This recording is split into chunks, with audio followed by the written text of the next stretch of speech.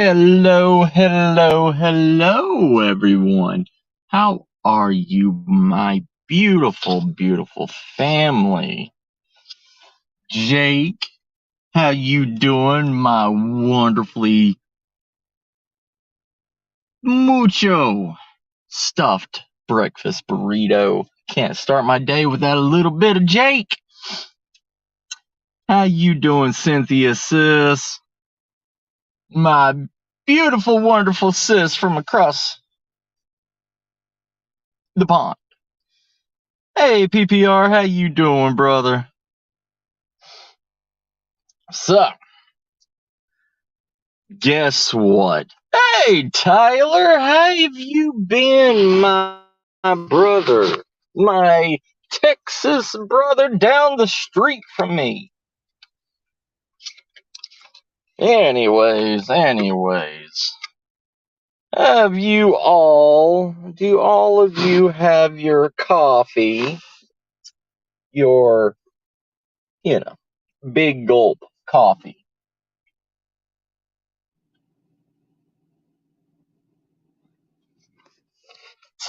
Whew, whew, that's some hot liquid metal. Well, molten coffee, not liquid metal. But, anyways, still. So, anyways, guess what? Y'all are riding shotgun with me, and we're gonna go do some shopping. Ooh, that sounds good, Cynthia. That sounds good.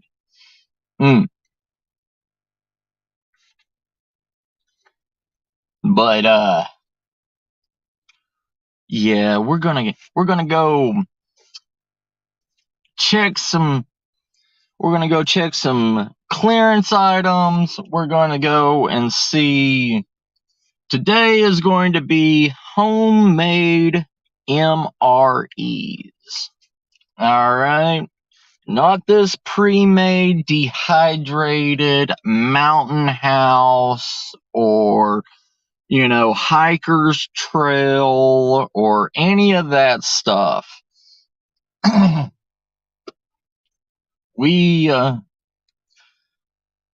This channel's all about people that are not rich, people that have a certain limited income.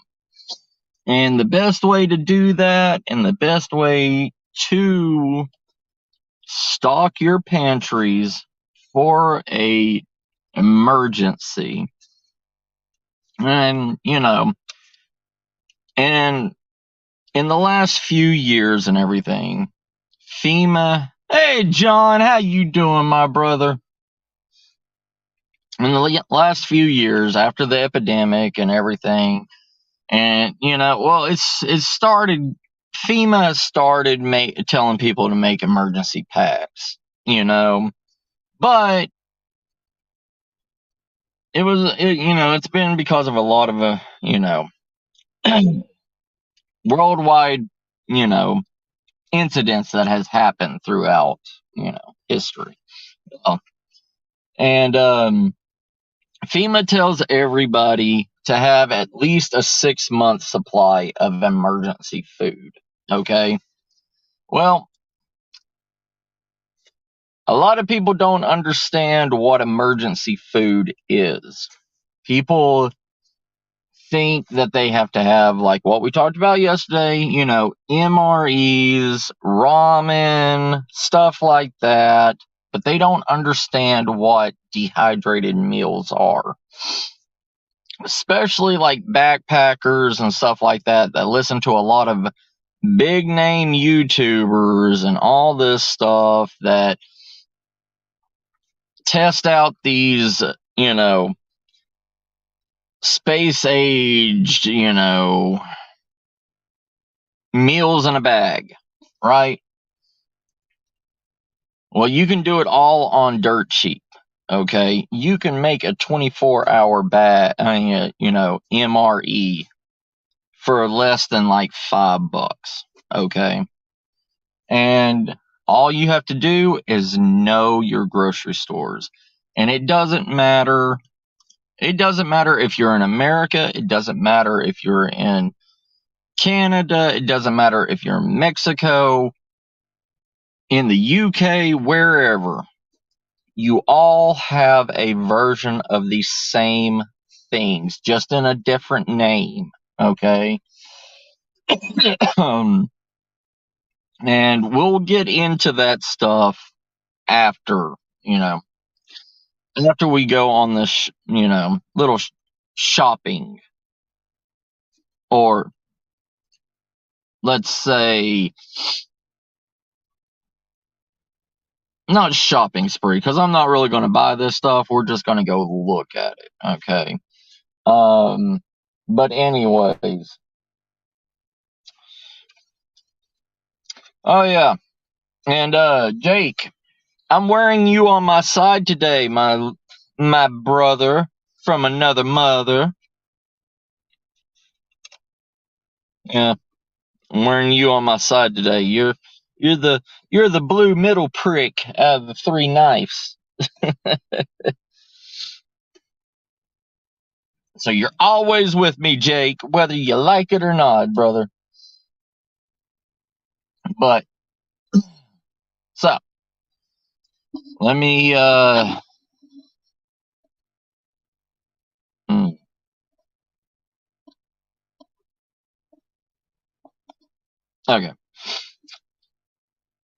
So how you doing, John, brother? How are you? How is everybody doing today, huh?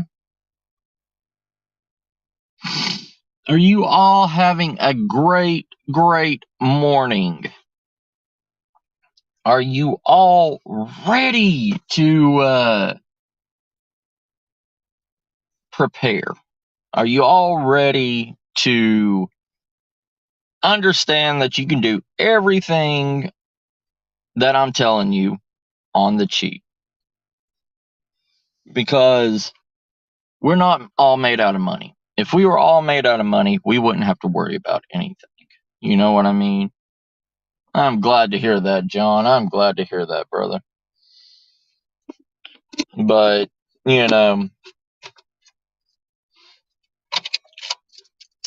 as it is with life, we are not all made out of money. We never will be made out of money. Unless we hit the lottery or something like that.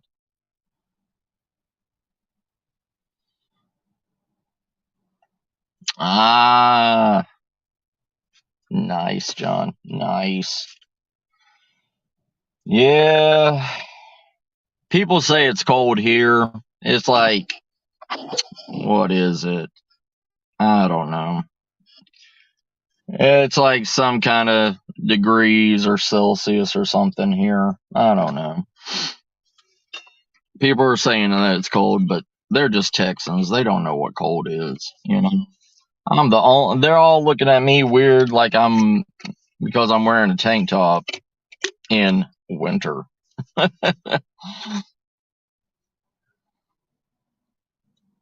Nice. Okay, John.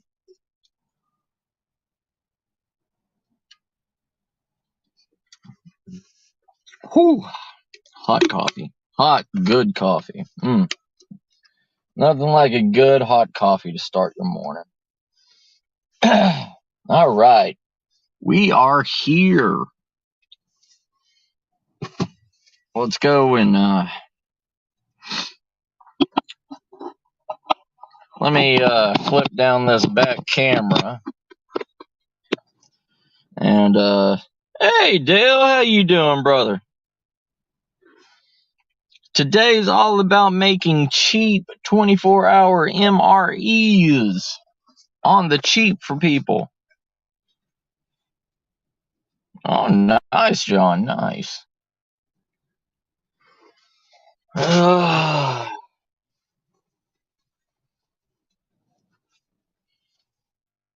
But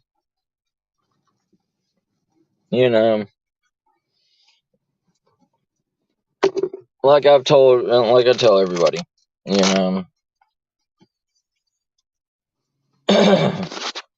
if you have if you have a will to survive, if you have the dedicated mindset to be a prepper, because to tell you the truth, prepping isn't for everybody. Ain't that right, Dale? I love the Jeep too, brother. But, you know,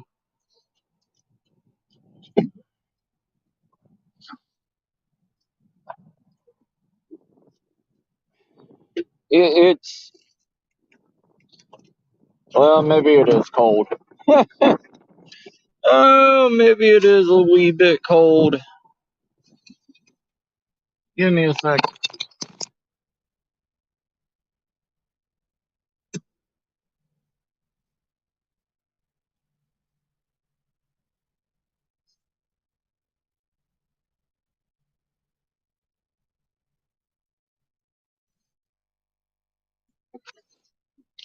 All right. Sorry about that. The only thing I haven't got used to here in Texas is the wind. But, you know, there's a lot of people that can't do the mindset because people,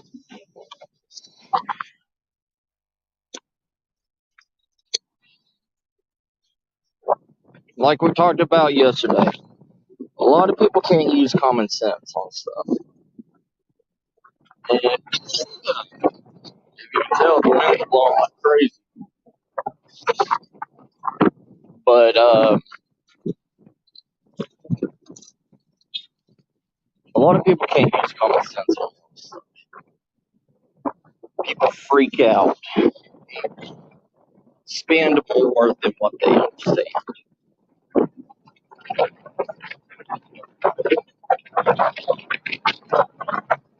What's up, Shy? How you doing, brother?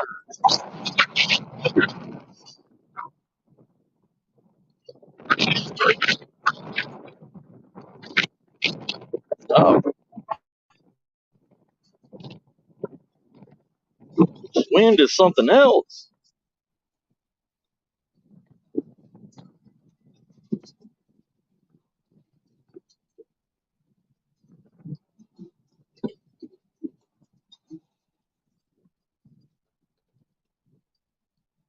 This is one thing in a survival situation that a lot of people need to understand. They need to understand wind.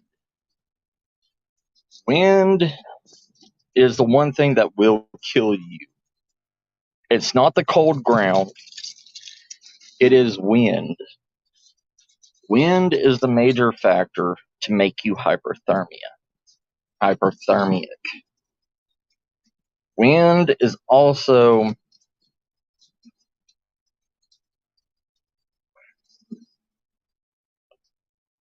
it wind sucks out the cold quicker than anything. I mean, it sucks out the heat quicker than anything in any situation.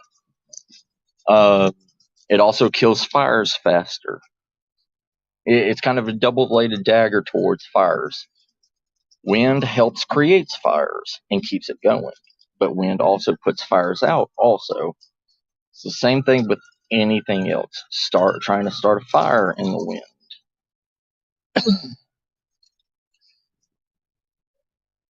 Even shielding a fire with your body does not stop. It does not help you create a fire.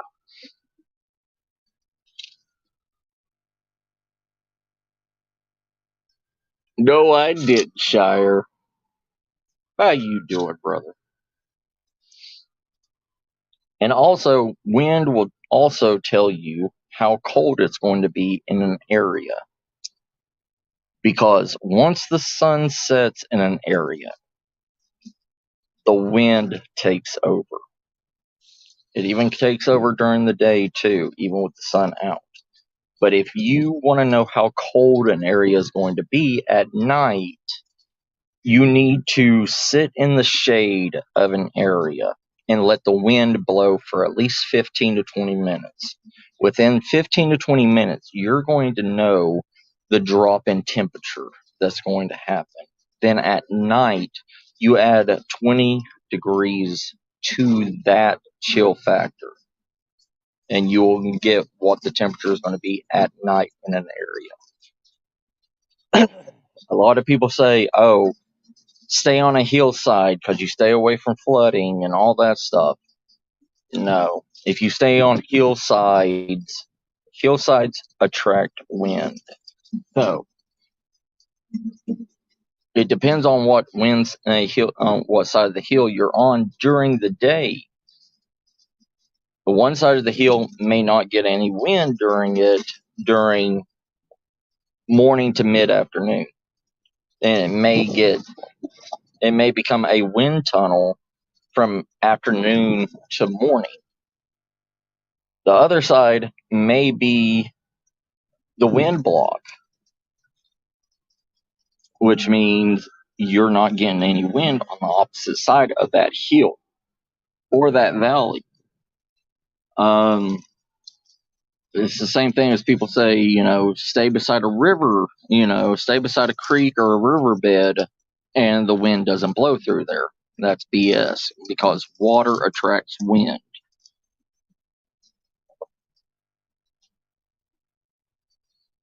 Oh, yeah, John. Yeah, brother.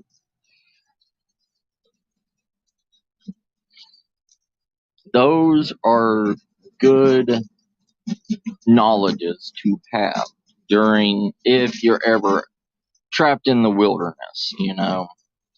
Uh, if you're in an urban situation or something like that, it's worse. Okay, alleyways, all that stuff is complete wind tunnel. Cities attract wind and block wind more than anything else. Um,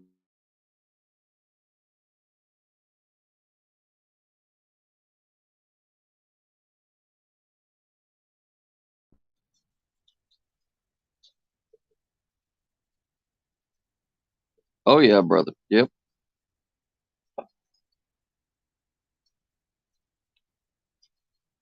Yeah, I need to fill up.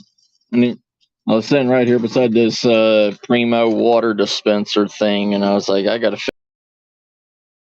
I forgot all about them.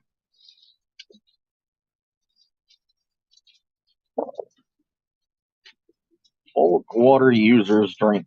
See, even right here, it says right here, bulk water users drink 25% more water than average humans. So that tells you right there, do not stockpile water.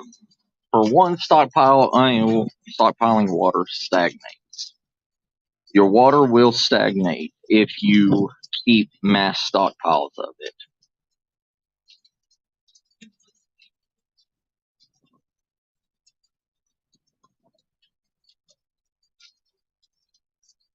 Oh, Shire, I love you, brother.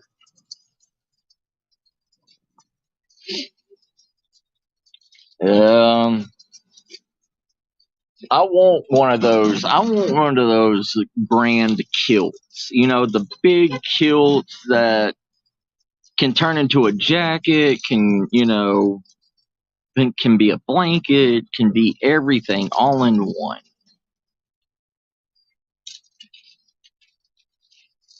Mm.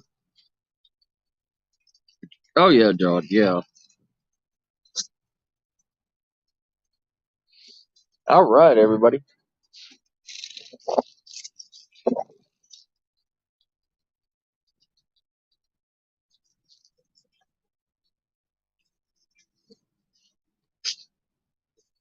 Let's get in here and see what we're doing.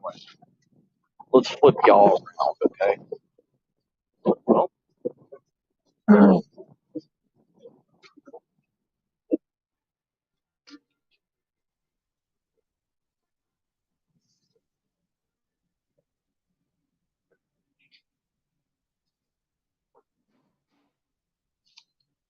all right, right.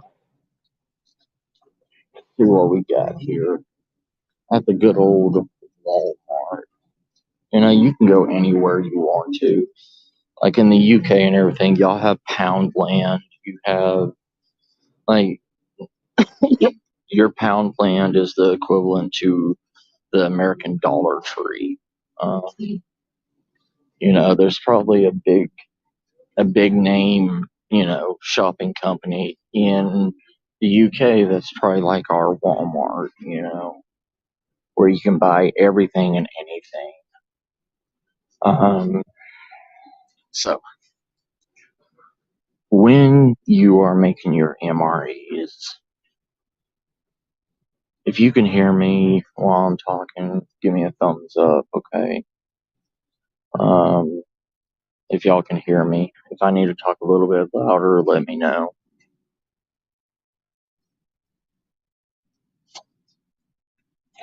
How you doing? Doing good, sir. How about you? Yeah.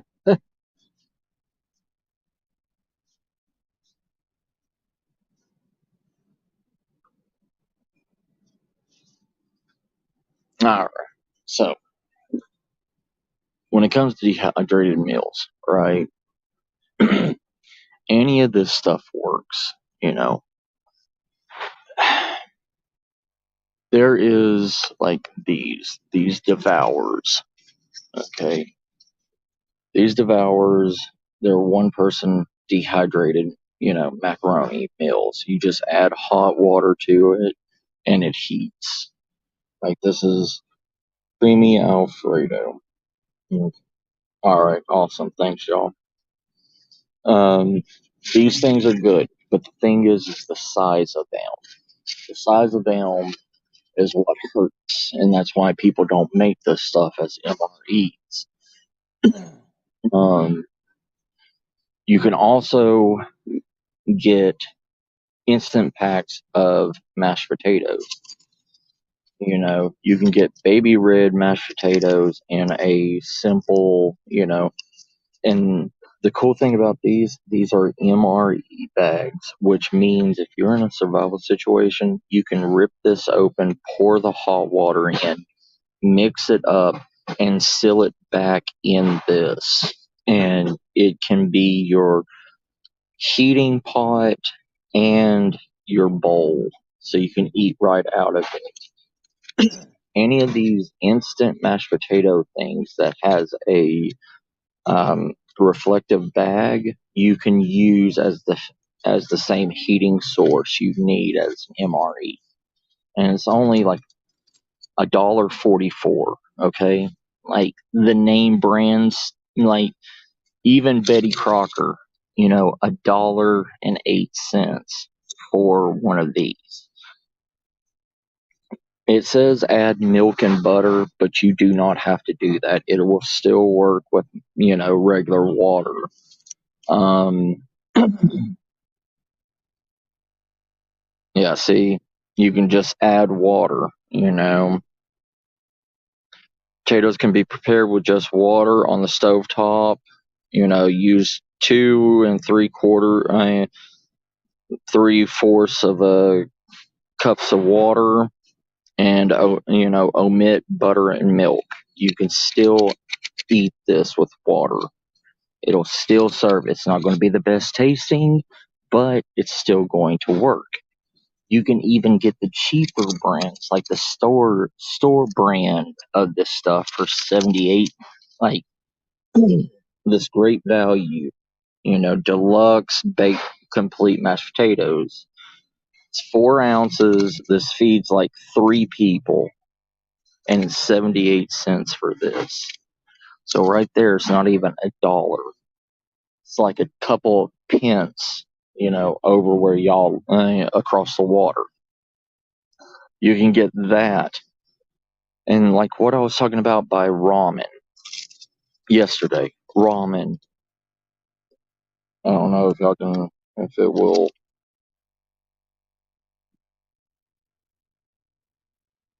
Sodium in this is 610 milligrams for this whole entire thing is 610 milligrams of sodium.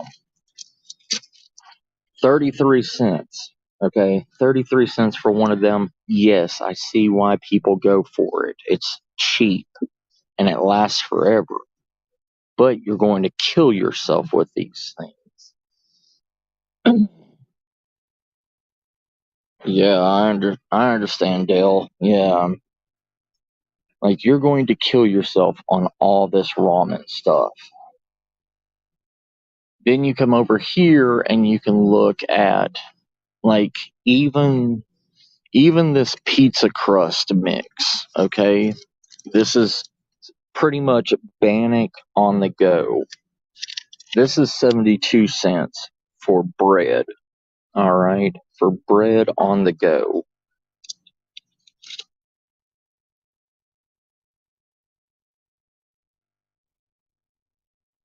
These these are the same thing. You can cook in these and eat out of these also. The Knorr.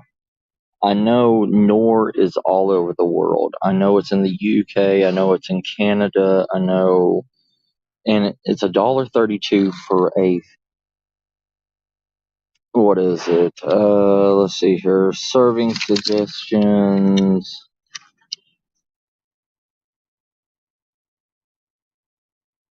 I think this is a 3-person meal. One of these bags can feed up to 3 people. All right.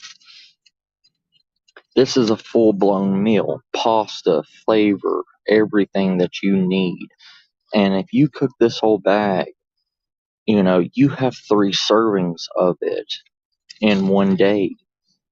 And you can get multiple different flavors of it. You got creamy pesto, you have 4 cheese, you have Alfredo broccoli, you have chicken flavor, cheddar broccoli, even the pastaronis,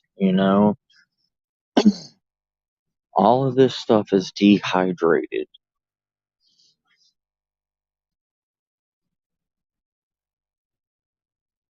And, like I said, if you're prepping noodles, every kind of pasta in the world.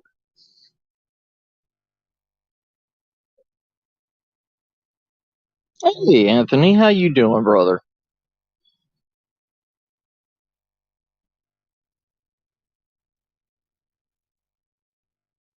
But MREs on the cheap. It's all dehydrated. No matter, you know, you're paying for a 4-person meal in Mountain House for about $10 a bag for a 4-person meal. Just these potatoes alone, these deluxe potatoes alone in a survival situation is 78 cents. And it is a 3-person meal for 78 cents. And like I said, just add water and cooks in 4 minutes. You can cook this in the bag. You can throw this in a survival bag. You can throw this in a camping bag, whatever. 78 cents for this. And this, $1.32 for a Knorr pasta sides. Right there, you have mashed potatoes and pasta. 2 long-term, high carbohydrate meals that you can eat. The mashed potatoes cooks in 4 minutes. This cooks in 10 minutes, even in the bag. You don't even need cooking. You don't even need cooking utensils or anything for it. Well, this has less salt in it. I mean, it has less salt in it than a pack of ramen. This has 540 milligrams of sodium in it. That's the whole entire package of this for 4 people. That this one single this one single ramen is 610. So yes, you have a lot more. You have a lot of sodium in that Knorr meal. Like even this potatoes, yes, it's going to have 510 milligrams also. Yes, But that's what happens with dehydrated meals that are pre-flavored. It's all sodium-based products, and sodium-based products is, I mean, dehydrated stuff is sodium-based. It's always will be. And these are actual MRE meals. These Dinty Moore ready in 60 seconds. These things are $2.24. They've got beef stew, beef pot roast, chicken Alfredo, chicken and dumplings, all this stuff.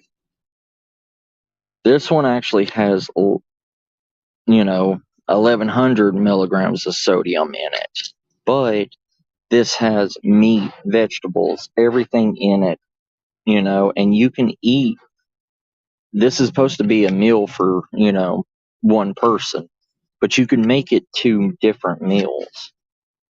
Three options already, you know, three options already that you can add to an MRE, a 24-hour MRE for under $10. Hey Susan, how you doing, sis?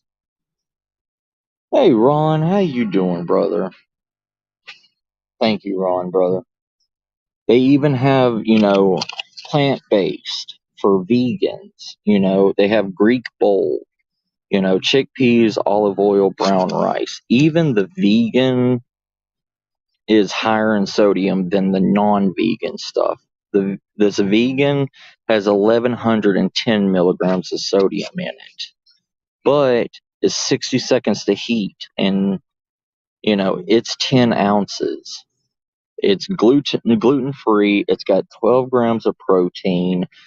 That's what you need in survival. You need a lot of protein. And plant-based proteins is really good. Yeah, it's $4, but it's ready to go. Just like these plant-ready raviolis, portobello. This is portobello. You open it, pour in the hot water, eat it. And this one's a lot less on the sodium. It's only got 820 milligrams of sodium in it. I don't judge on people. And one of this is a family size can of beef stew by Dinty Moore. It's got 10 grams of protein in it per serving. And it's got 4.5 servings in a can. Look at this stuff when you want to prep, okay? 4.5 servings means one serving per person. So this means this serves almost 5 people, okay? And it's $5. So you're looking at $1 a person for that.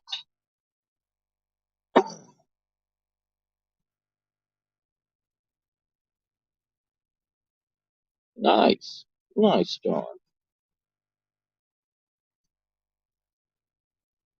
Yeah, Anthony, it's not bad. Dinty Moore has been around since, forever.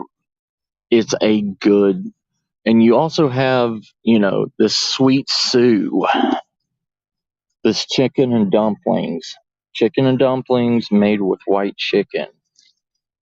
One of these cans, serves about 6 people. I mean, in prepping, this is a 3-pound can. 3-pound can for $2.97. Look for quantity for cheaper prices when you're prepping, because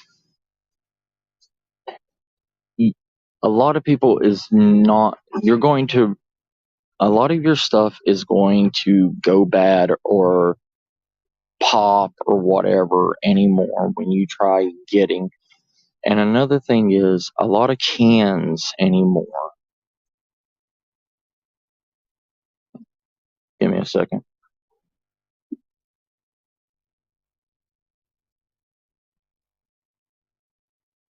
A lot of cans and everything are not meant for long term, prepping. They have pop tops now.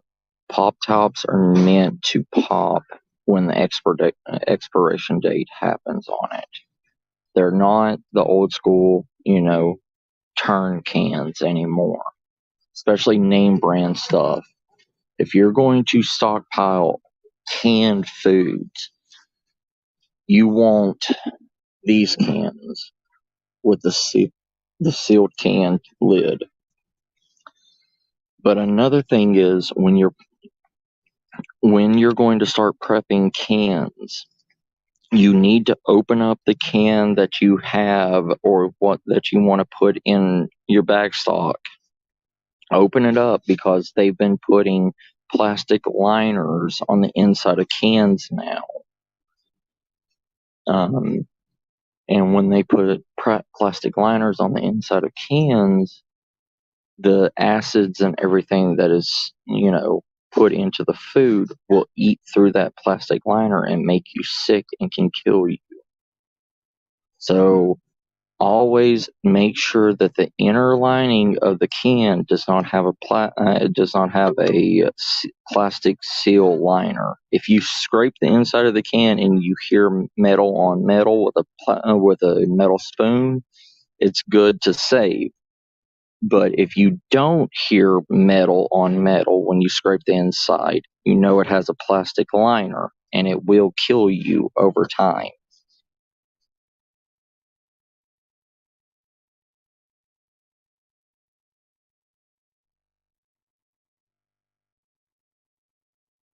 I mean, yes, the bad thing is that's how food is made now. Sodium is used as the main ingredient in a lot of these long lasting foods. It doesn't matter if it's a Lipton cup noodle, like one of these servings is 640 milligrams of, sodium. It's because it's dehydrated and that sodium absorbs the water into it to rehydrate it.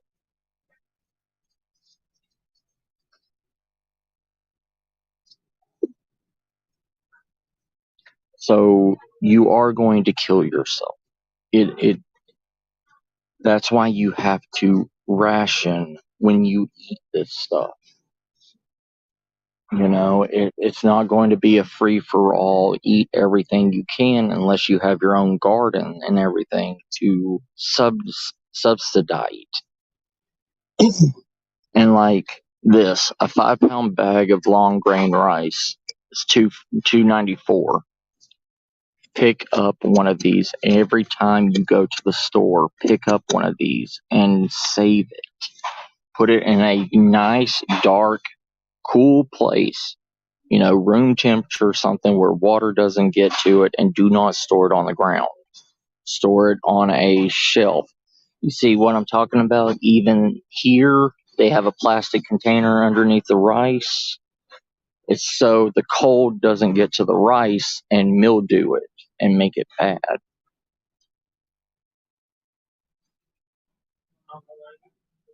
Always store oils. Store anything that can be used not only for cooking, but also for heating also. You can use any of these oils and start a fire with. Any of these pure vegetable oil, any of this stuff can be used to start a fire. Same thing with granulated sugar. Granulated sugar can also be used as a fire source. If you get a small ground of that and you light a fire on it, you make it black, then rub it together and light it again, it will catch on fire.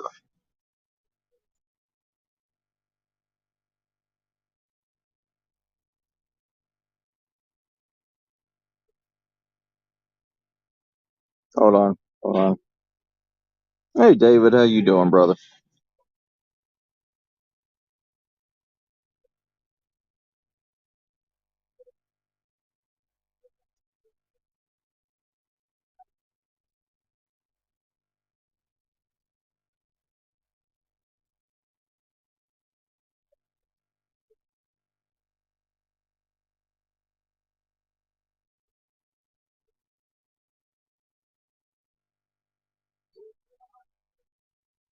Yeah.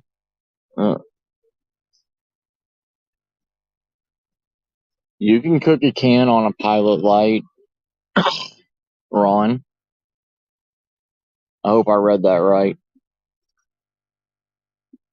But I hope all of you know how to make bannock bread, the most simplest bread in the world. Okay, bannock bread has served us throughout lifetimes.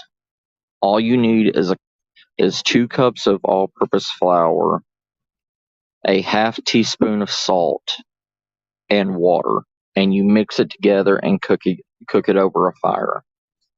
That's all you need. You don't need any yeast. You don't need anything. You make it's kind of like a hardtack, but stock up on flour if you can.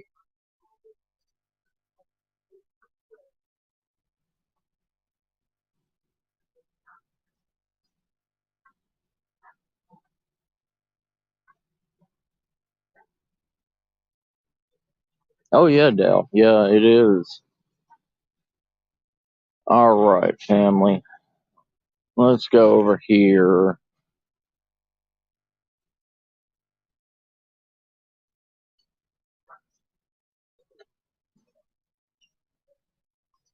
Uh, actually, I need to get me some water.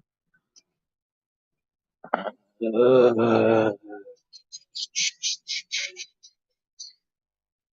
do, do, do, do, do, do, do, do. Do, do, do, do, do, do. Oh yeah, and you're going to start seeing a lot of these Path water bottles that are actually a metal can, and they're a good metal can. When you can get these Path water 20-ounce bottles, they will save you in a emergency situation. Um, they're $1.58 a piece, sometimes $2 depending on where it is, but the can is worth more than anything. Like it even has a plastic outer but a metal shell inside so you can boil water and everything in it. So remember, path water.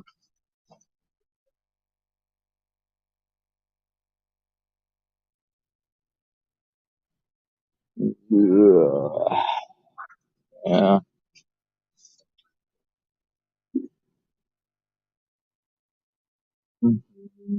Mm.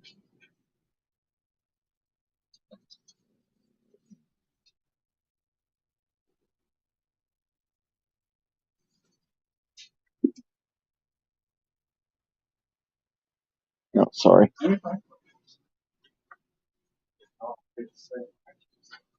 Yeah, it should all. It's just like which which one's the cheapest anymore? I mean, ain't that the truth? Oh, they got to add electrolytes, then caffeine, then CBD, and yeah. Thanks. Take care, brother.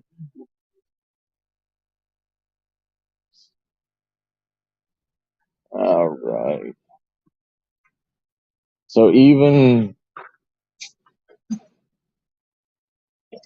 yeah, one of these, but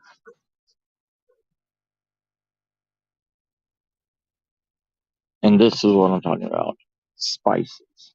$1 for, you know, 2.5 ounces of any kind of spice.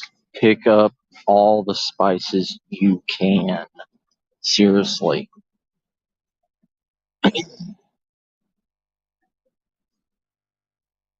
Because if you don't pick up spices, you can't run on just salt and pepper. Salt and pepper is the backbone of a lot of spices, but you get used to that flavor.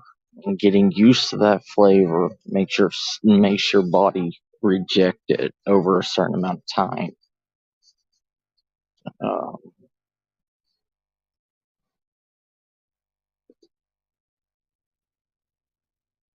Melissa, how you doing, sis?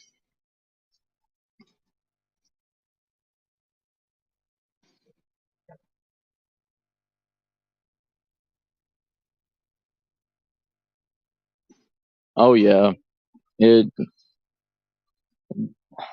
They usually are in the backwoods. You know, this is the one that's beside my house. That's out in the country. 90% of the time, this place has a lot of food, but everything else that's needed, good luck on finding whatever you want. You know, like taking you to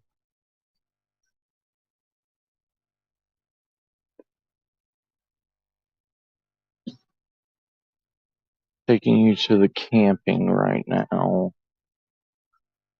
Let's see what they have if anything new in the camping or survival.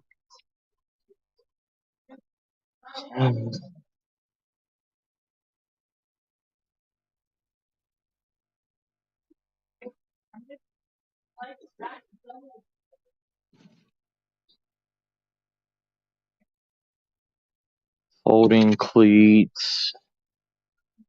If in a survival situation, get one of these. The Sawyer water bottle filtration systems. You know, these Sawyer water filters have a over 100,000 gallon filtration on it. You know, go $5 more, buy the Water Sawyer water bottle. It's unbreakable, everything, 24 ounces, $35, or the Sawyer squeeze filtration system, or the Sawyer Mini. They're all 100,000. These are the best water filtration systems on the market. Um,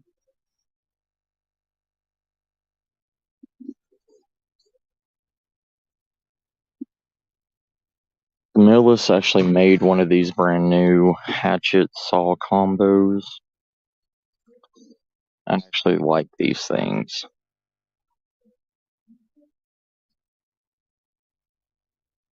Um, but yeah, this is what I was talking about. Yeah,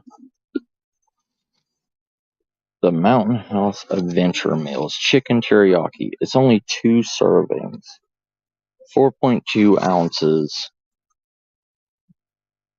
It's got 680 milligrams in it, just like those other dehydrated meals that I told you about. This is $9. $9 for 2 servings. Those other ones that I showed you have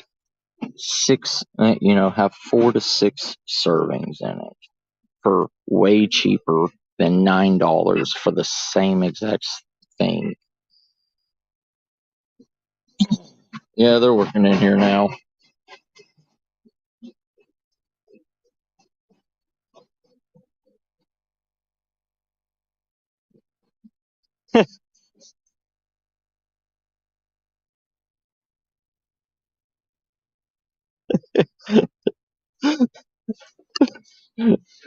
What's up, Melissa? What is up, sis?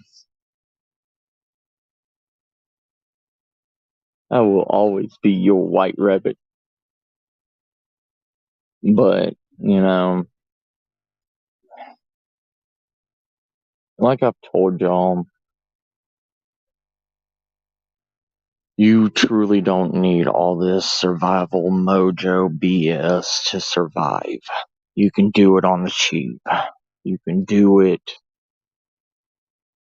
forever. You know, who really needs who really needs toilet paper on the go? All it is toilet paper without the cardboard inner lining. Nobody needs that. You know what I mean? Nobody needs a trails and tails for you and your pet emergency pet care first aid unless you're really taking your animal out on the trail and it's not a wilderness animal.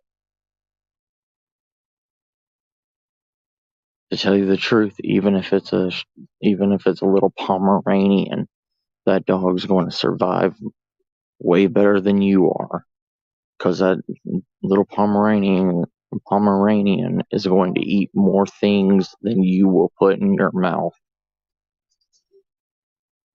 and that's a fact. Dogs will eat their own feces and survive. We can't.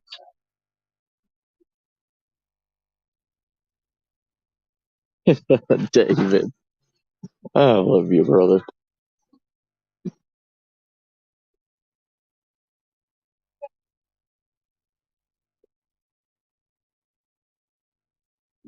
Let's see here. What do they have in clearance?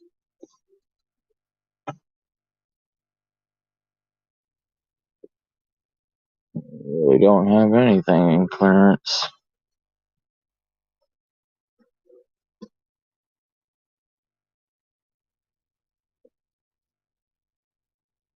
They ain't got nothing over here.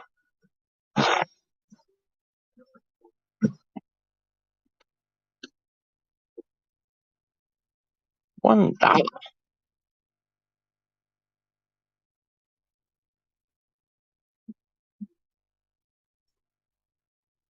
I don't think the wife will care if it says hot chocolate,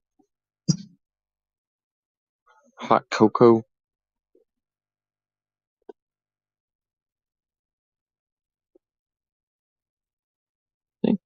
$1.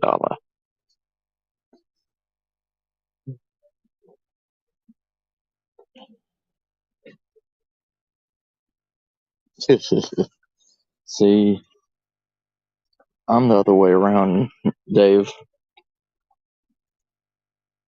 I just I just put toilet paper in a V shape and shove it in my backpack. I go to the dollar store and I go and buy one of those. One of those Charmin, like Scott's or Charmin's, uh, mega rolls. And I just fold it into a V and put it in my bag.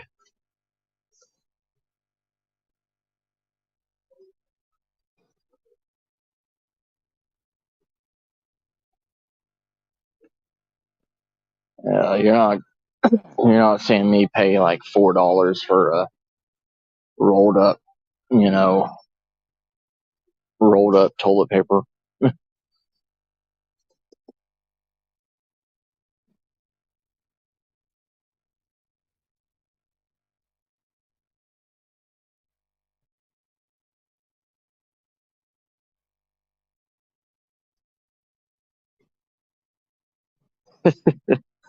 I know, I know, Shire. Well, if you don't have a locking, you know,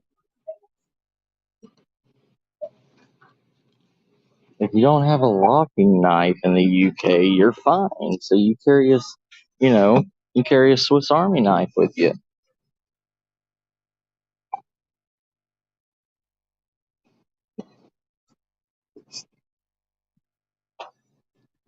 Getting out of Walmart under $3.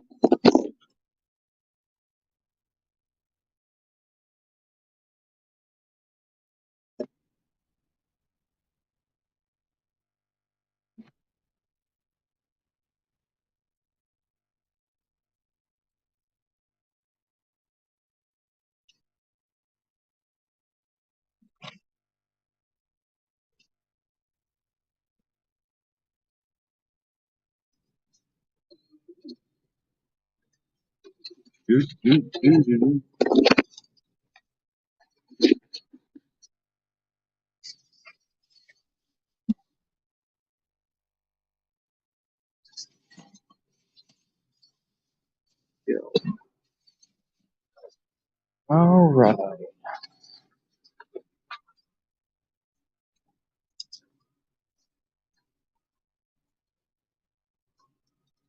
So,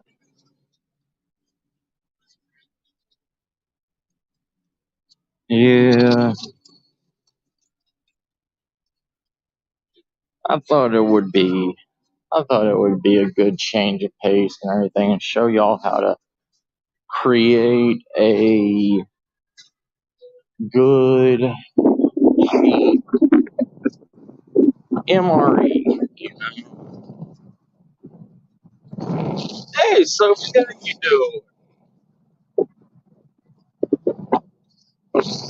Thank you, Sophie. Sis. You be careful with whatever you're doing today, okay? We'll see you later, girl.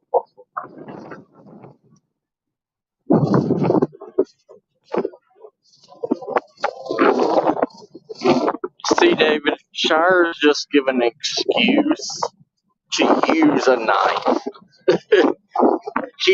He's given an excuse to use a knife and get put in jail.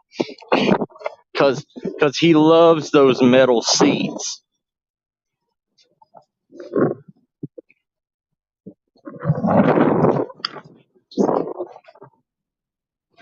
He likes sharing a bunk with other people.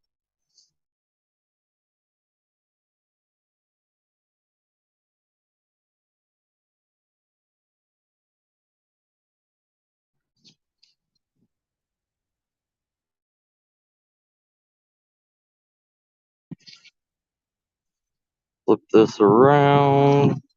There we go.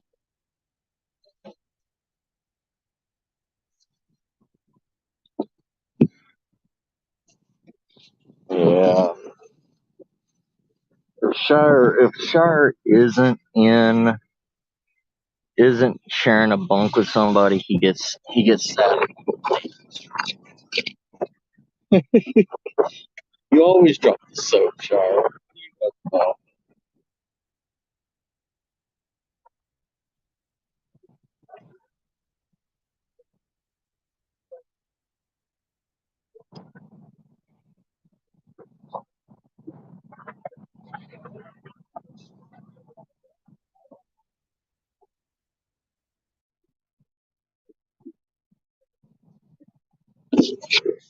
Shire, you dropped the soap in the kitchen, and you said, "Oops, I dropped the soap."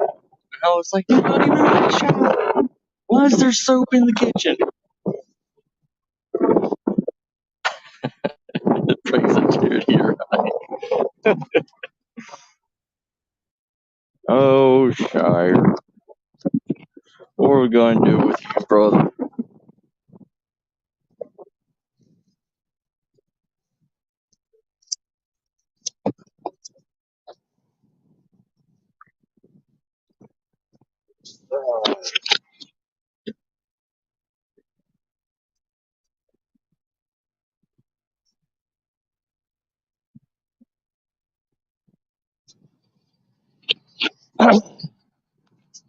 Yes.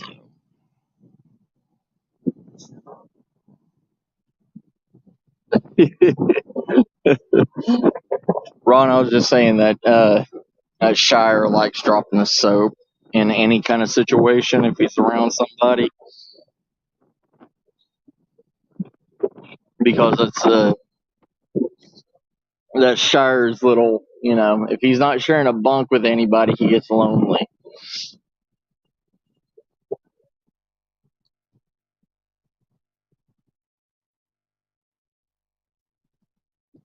Ew. Huh. Well, that sucks. JoJo just went live.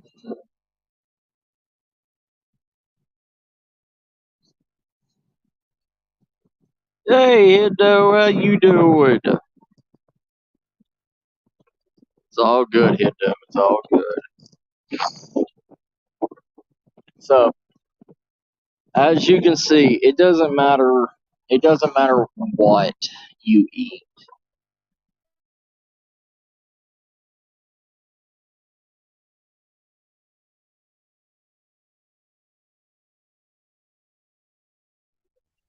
Sorry, but it doesn't matter what you do. Okay, it doesn't matter how you prep. Salt is a major, major issue. It is, but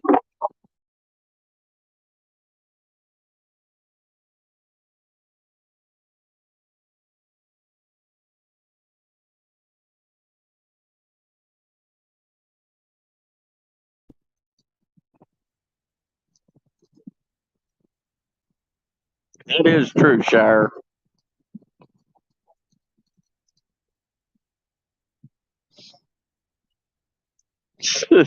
Ron. But the one thing you can do, and the one thing that you can save, is by making your own MREs from the grocery side of things. You know, it's going to save you in the long run, especially if you have family and everything. And if a food crisis does happen, we are going to experience a lot more of this dehydrated food.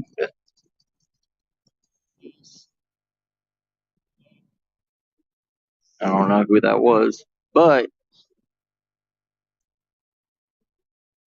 dehydrated food is going to kill us all. It is. But dehydrating food, oh, oh, yeah, we need rain over here, Hendo. You need to send some my way, brother.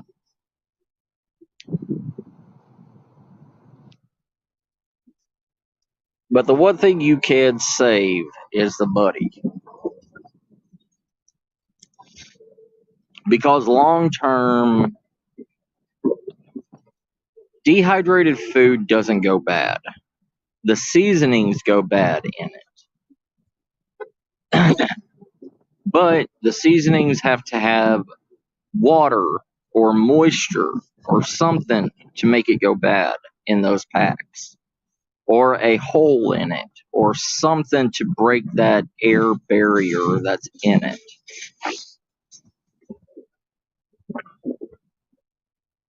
Oh yeah, Shire. Yeah, I mean, I know, like,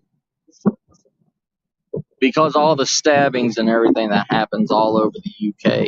You know, like,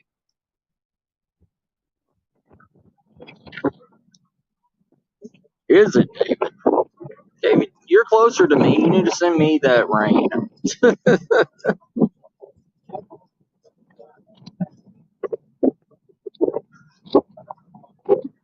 But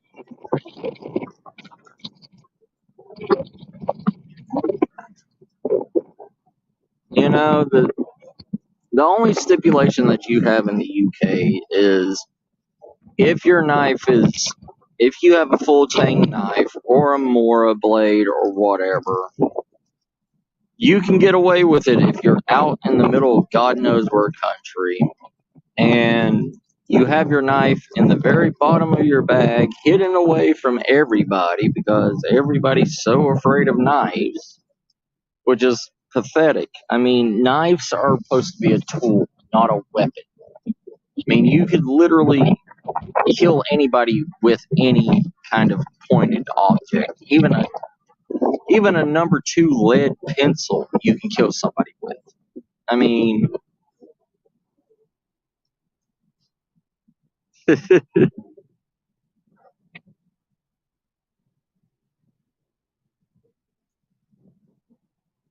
Yeah, Rod. Yeah, oxygen absorbers. Oxygen absorbers are good for a lot of things.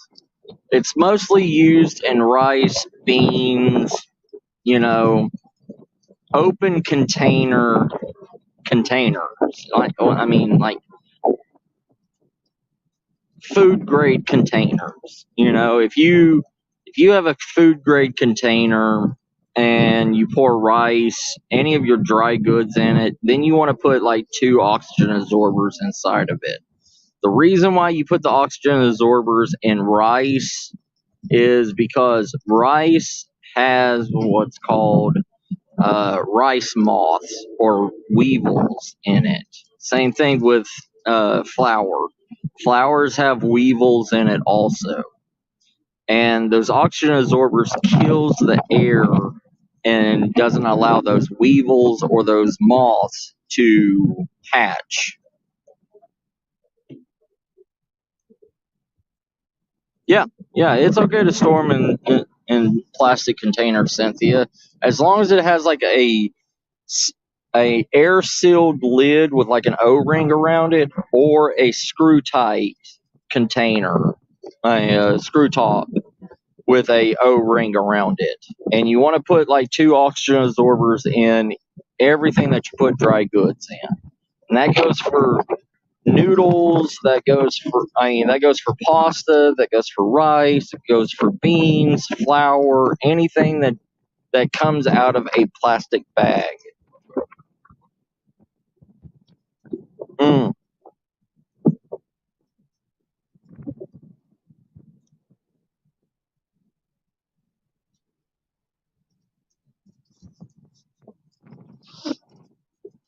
Are you going to have badgers on are you going to have badgers on your Arkshire?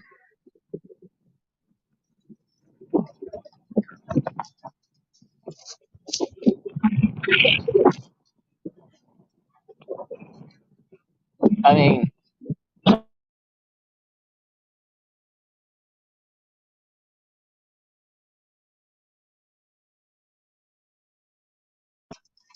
are you going to have a badger mate on your Ark there, Shire?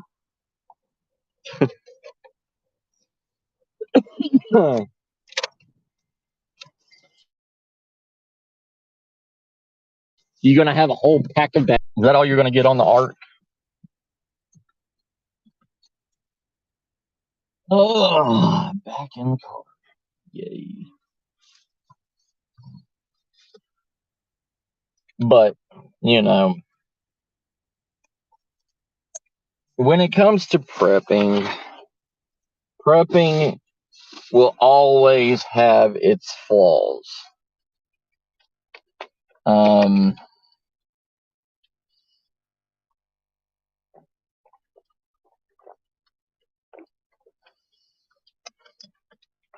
even even a few beavers.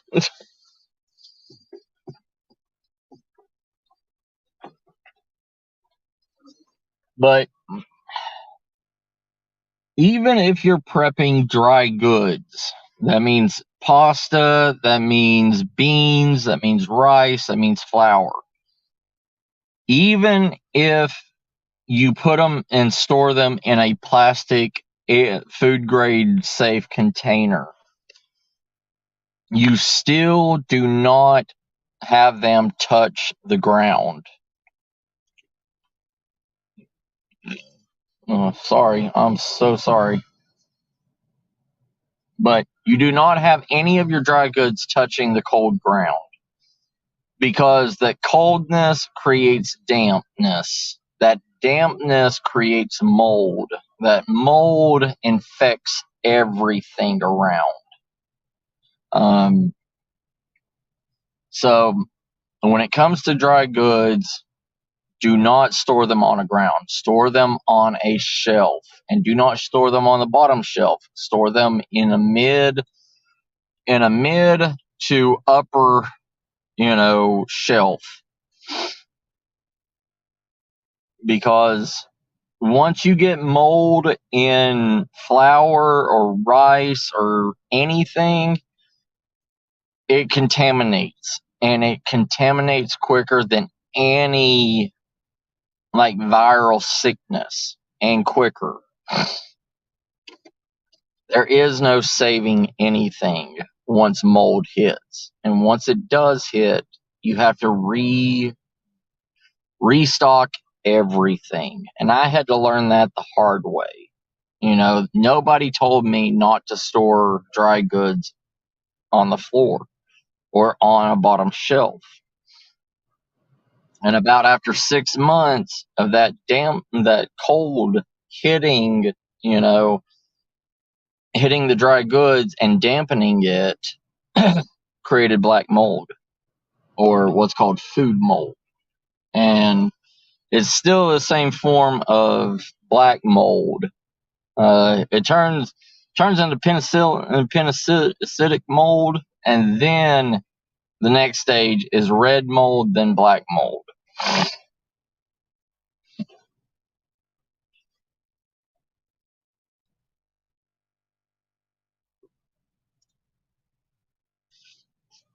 Sorry, let me back up out of here.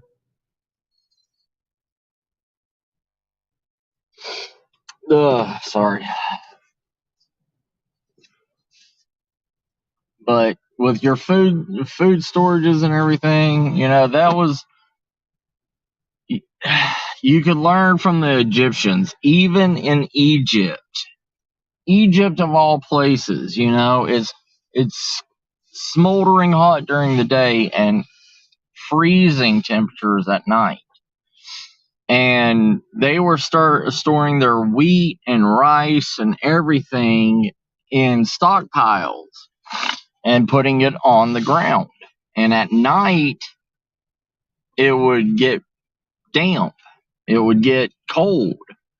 And that dampness would get into their stockpiles and everything. And a lot of people went into food poisoning and everything from eating from those stockpiles. And they were using those stockpiles to feed all the people that was building the pyramids. So if it happened to a great civilization like that, it'll happen to you.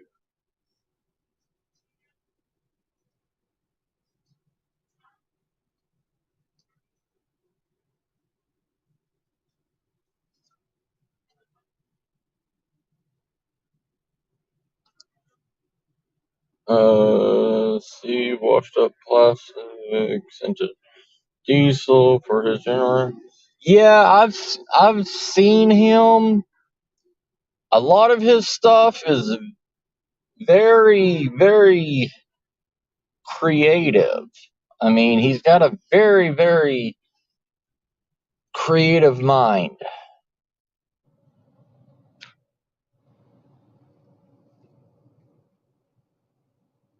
Yes, sir, Dale. Anytime, brother. Yeah, it's, you know, like, I had to learn that the hard way, you know? And I just don't want that happening to other, you know, other preppers and, you know, other people that's trying to save. I don't want their preps being completely wiped out,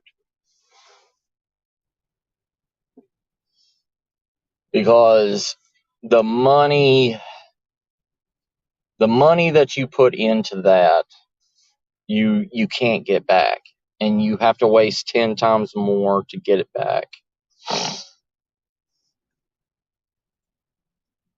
And, you know,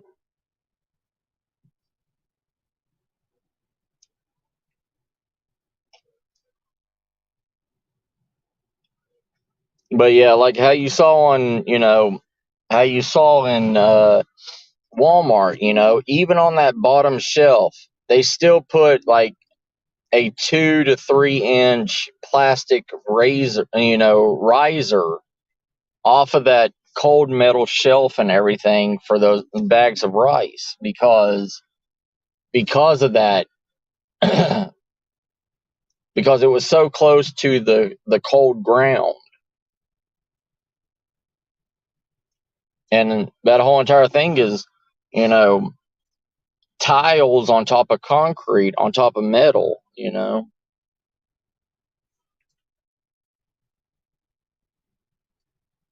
But all this stuff, it takes years and years and years, you know.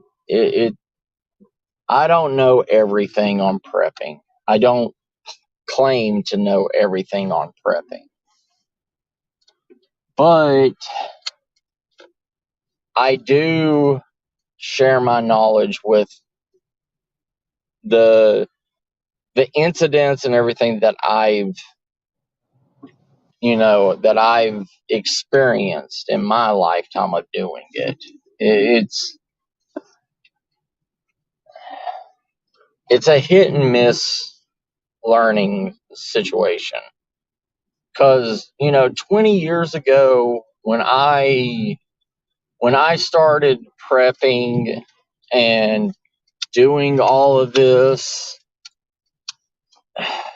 it was a different world.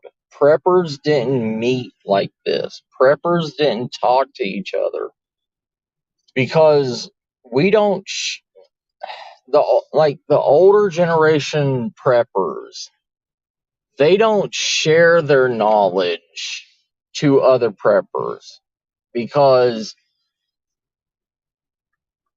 preppers were taught to be independent people. We're supposed to be taught to be, you take care of yourself. Everybody else takes care of them.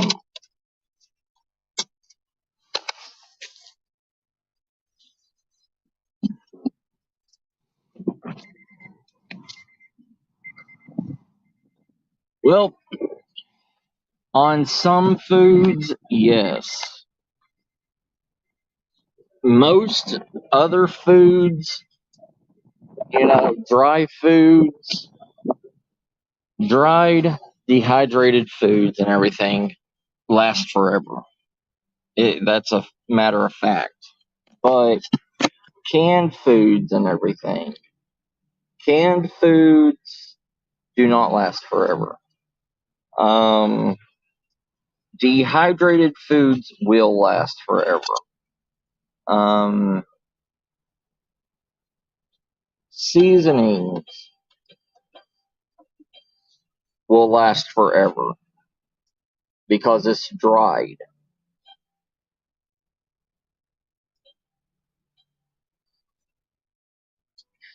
You're not going to have tomatoes last forever. You're not going to have, vegetables last forever. You're just not.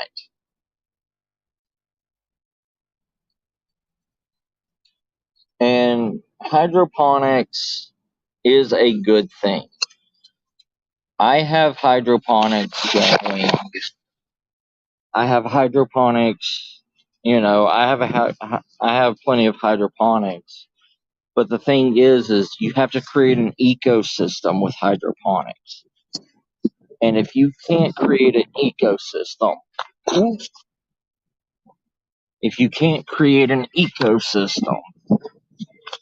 which means a living ecosystem, and living ecosystem is tilapia, it's crawfish, it's water life, a water-based life system. And regular plants that are not meant for a hydroponics lifestyle, that means tomatoes, that means, tomatoes, any ground vegetables are not meant to be in the water. And so you have to create an ecosystem to manipulate that root-based vegetable system.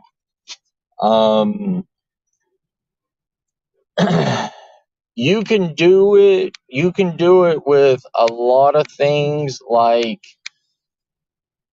green onions. tomatoes, green beans, watermelons, squash. But like vine-like vegetables like peas, green beans, stuff like that, you still have to create a climbing source for that. And it's hard to create a climbing source for vine-like vegetables in a water-based area, you know? You can, a lot of people do micro herbs and micro gardening, like with hydroponics. You know, carrot tops, baby greens, stuff like that. It's still a hard thing to create.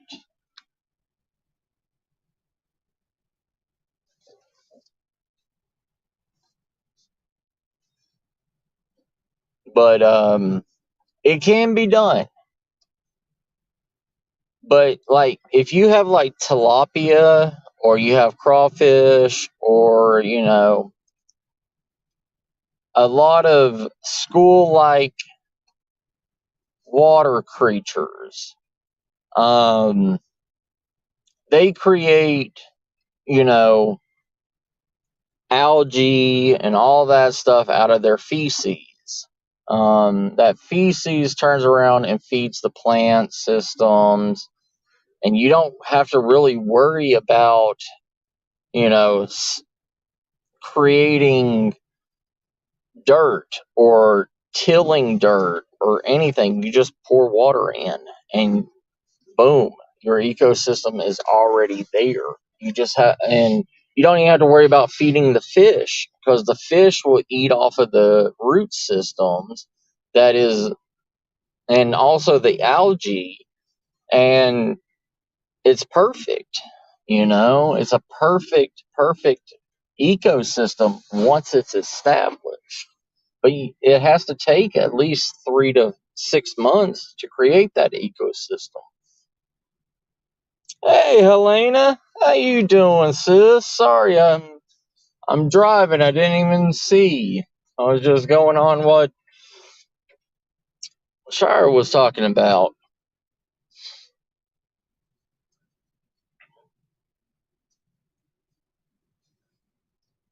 How you doing, Helena, sis?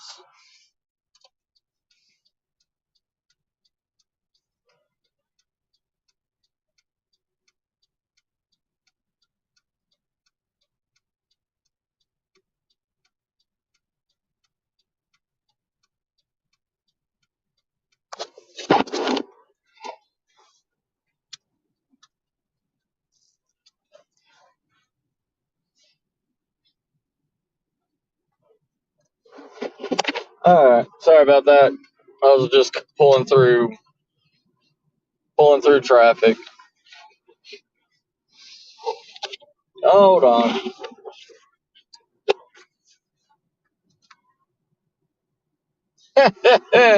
Oh, Helena, trust me.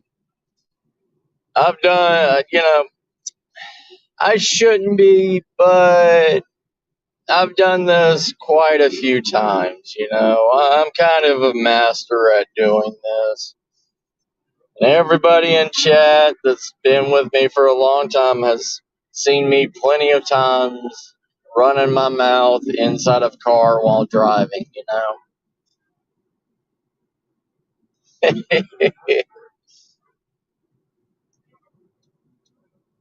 But, yeah, but the MRE situation, you know,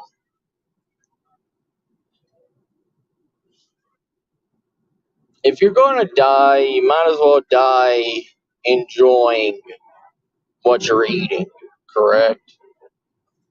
The best way to do that is you're not going to die in a survival situation from eating that stuff, you know. But what you are going to do is you're going to have the energy, you're going to have the motivation, you're going to have everything else, the ability to survive and the ability to overcome and get out of the situation that you're in if you have the right food and you have your energy at top notch. And the survivalist on me wants to say, oh, just go out and grab a few grubs and everything and pick your wild edibles and do all this stuff and you'll be fine. No, we're not all freaking Barry Gills or, Les Astrude.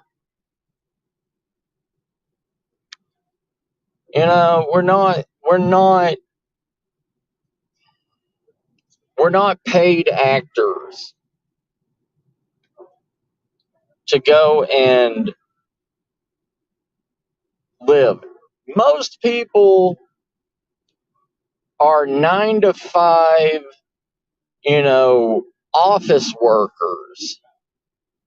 Most people haven't even set foot outside of a walking trail in real wilderness.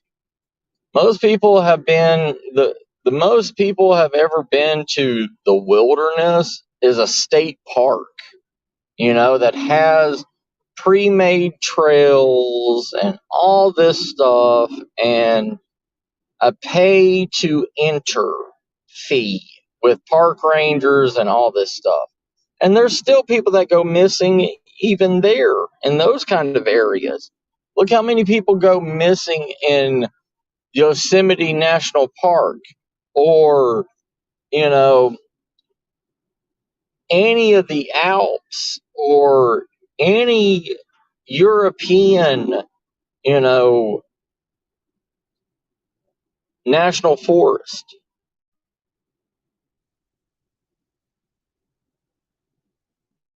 Hey, Angel, how you doing, sis?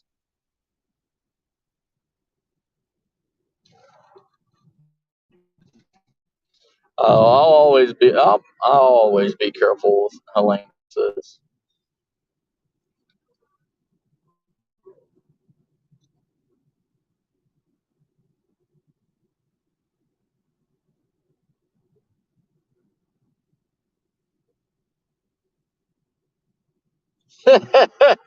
I got you, Shire. I got you. Don't worry.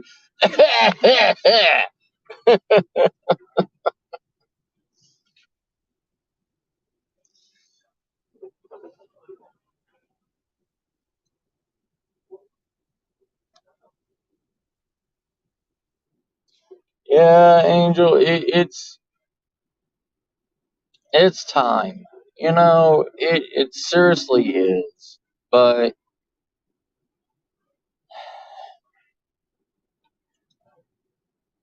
this world, this world could have been such a better place if we would have handled all our future situations and crises 50 plus years ago.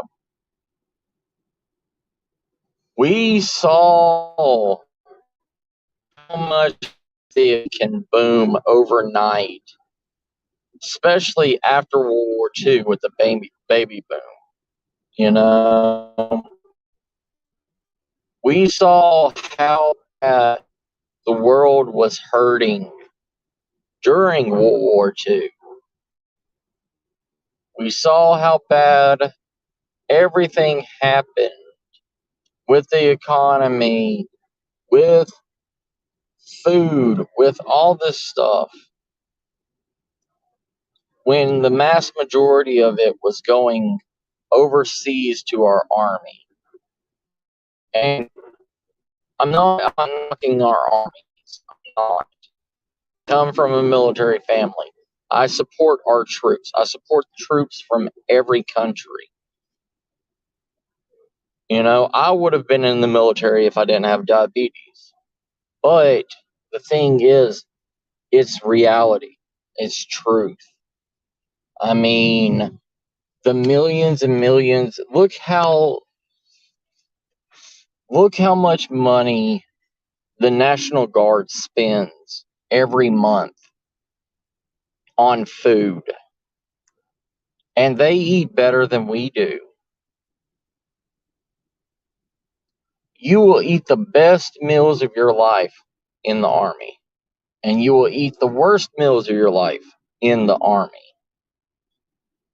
You have a double-bladed dagger. If you're out in the field, you're going to survive on MREs. If you're in the base and everything, you're going to eat top-notch meals. You know, I see the food trucks that come in to the Texas Emergency Shelter. Huge, huge 5-star restaurant trucks of food and everything coming in. And on top of that, I see thousands and thousands of boxes of MREs coming in and being put in storage. But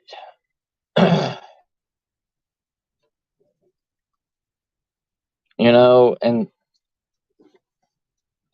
that's how it is for everything. I've tasted some of the best MREs in the world. I've had French MREs that had, you know, what was it? It had roasted duck, and it had roasted duck. It had caviar. It had a small bottle of wine and a pack of cigarettes in it. And then I get something from America that is meatball, you know, that's pasta and meat sauce.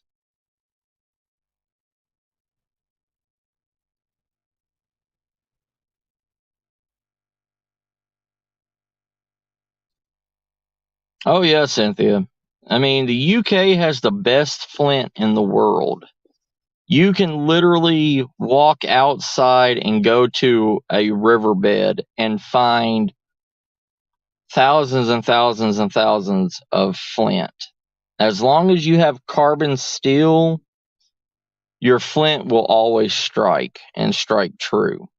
That's why that's why when we first came over here to the United States, we only used European flint. We didn't use our flint because it was unreliable.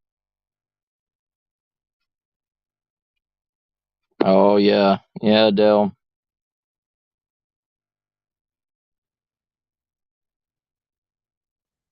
Take care, Shire brother. Take care. Love you, brother. Talk to you later. But there is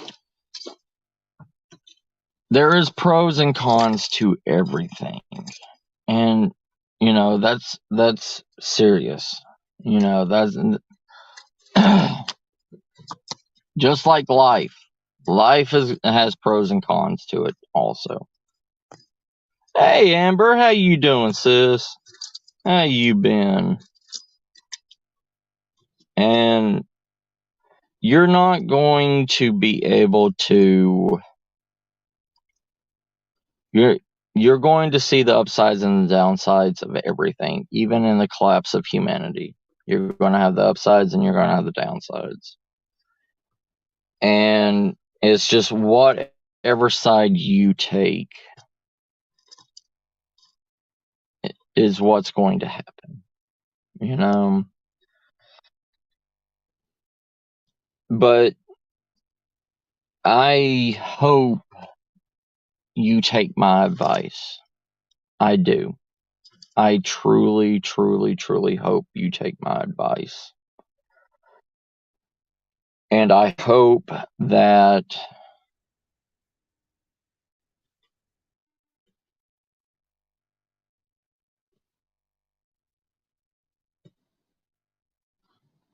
yeah, Amber.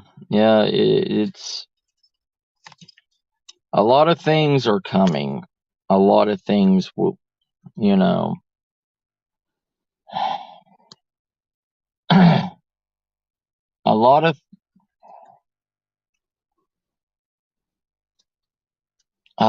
dreadful things are going to happen. I can't predict everything, and I'm not going to predict what's going to happen. It's just like if you watched my channel before before the epidemic happened, you know, you would have already be stocked up. You would have already saw what was happening. And I told people something is going to happen. Something is going to happen to us. I feel it in my bones that something's going to happen. And I was talking about, making my survival chronicles over an epidemic that was going to happen and transform humans. And I never got around to it, 2 years ago. And what happened? The world was hit with COVID.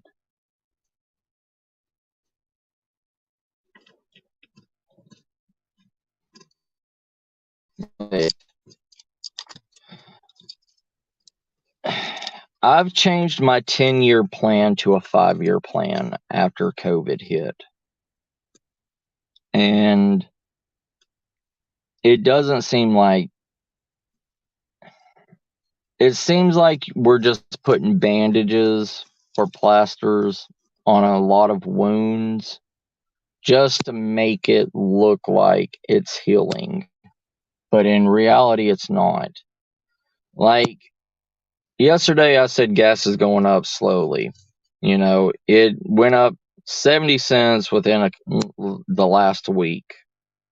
Now it's almost $3 a gallon here in Texas, where in Texas, gas is supposed to be the cheapest of all the states. But it's back up to $3 a gallon again.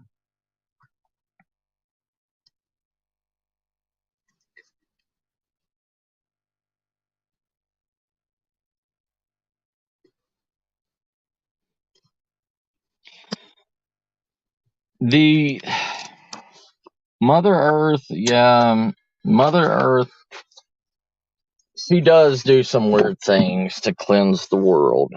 She really does. I mean, like in the early 1800s, India was hit with a gigantic earthquake that destroyed a lot of great civilizations in India. And it also happened in the 1600s in India. A huge earthquake happened and wiped out a lot of great kingdoms. But it also killed a lot of people.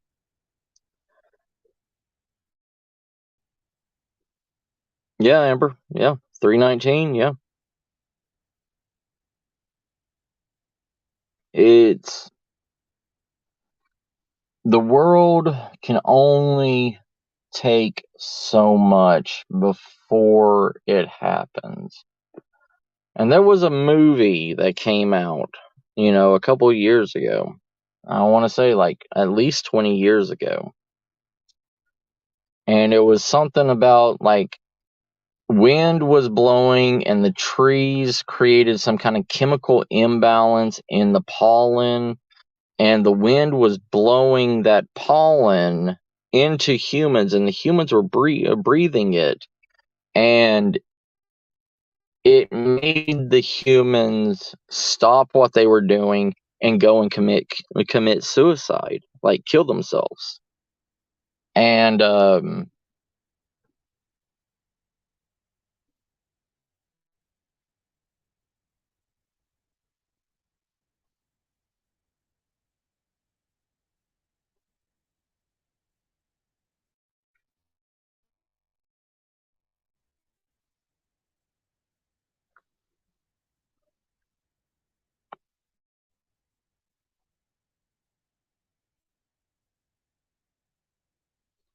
yeah, there's a lot of things that's going on. I mean, in the past 5 years, we found trees in South America that were literally capturing ants, turning ants into zombies to go out and kill other ants, kill a lot of other things, and the ant was already dead. Like, the ant is dead, and it's just the plant controlling it with a form of, moss. A form of fungi that it produces. And the plant controls that ant somehow. And we still don't understand it. We don't even understand if it can affect humans yet. But it is working on even bigger insect-like creatures. They've seen this plant infect beetles and take over and, become the host to a beetle carcass and be able to control beetles too.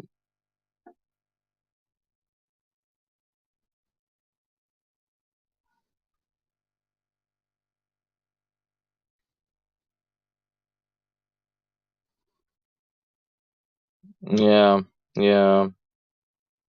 Yeah, it was like an M. Night movie, Cynthia. It was like 20 years ago.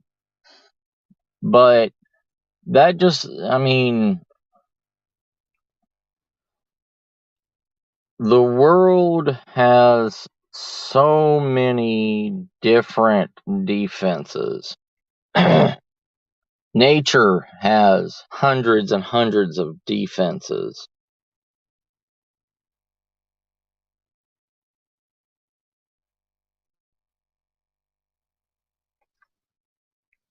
Wait, what?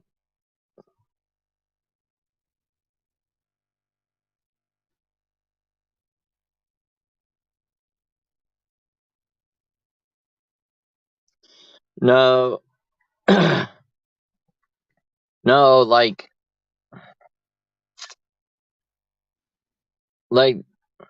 there's a flower in South America that drips a sap on living creatures like ants and insects and stuff like that.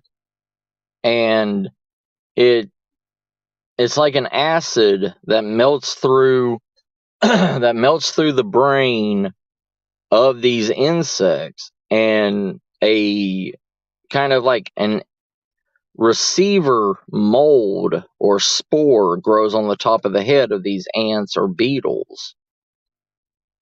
Yes, yes, David, The Happening. That's it. Thank you, brother. But in over the 5 years that this plant was discovered and studied, this plant can control the host of the insect that it takes over. But it's evolved from doing just ants to taking over beetles. And who knows what else is going to evolve to take in and become a zombie for it. Yeah, it's a really good movie, Dale. It's a really good movie to see nature how nature reacts to a lot of things.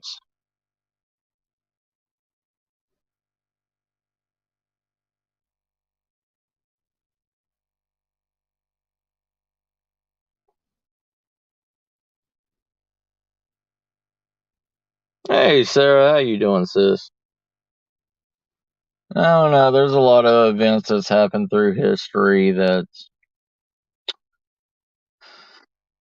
been erased from history books. I mean, technically, the whole thing with Jesus and everything is a form of reanimation. You know, that's a form of zombieism.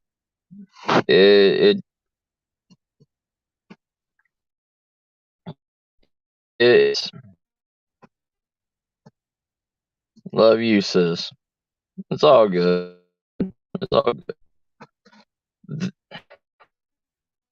There's been a lot of cases through history where troubles has happened, where the dead has risen from the graves.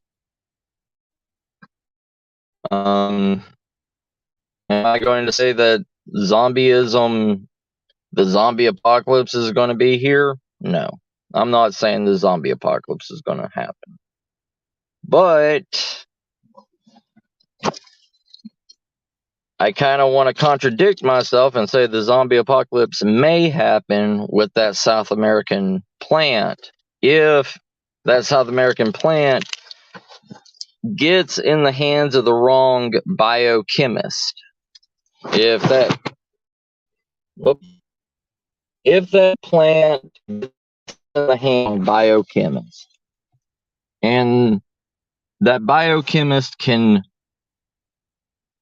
mutate that plant to use its sap to control a human, which means this plant would have to get 10 times bigger to be able to control more than one human. Can it happen? Yes. Will it happen? I don't know.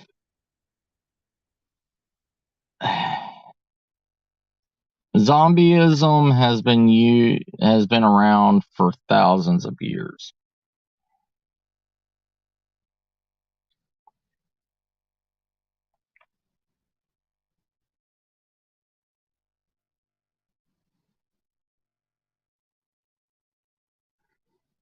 Yeah.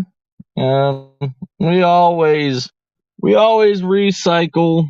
I mean, look at what they're called, steampunk people.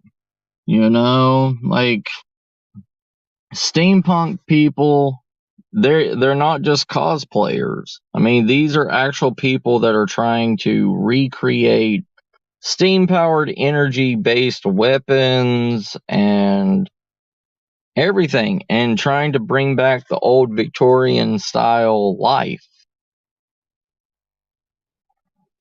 Every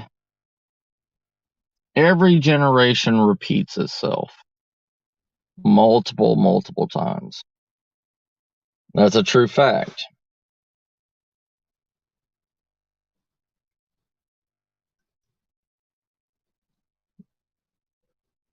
I mean, we do reset.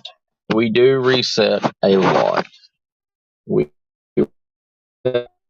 every day, every 10 years we reset 20 years.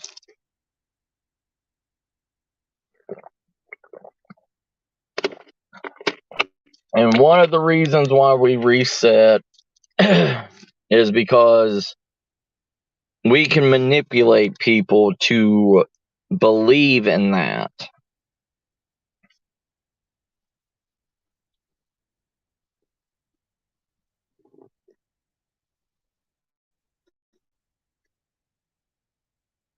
There you go. Good job, Angel. But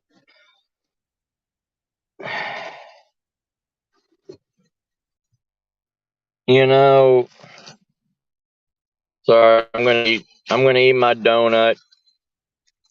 Y'all can stereotype me all you want. Security guard eating a donut. Yeah,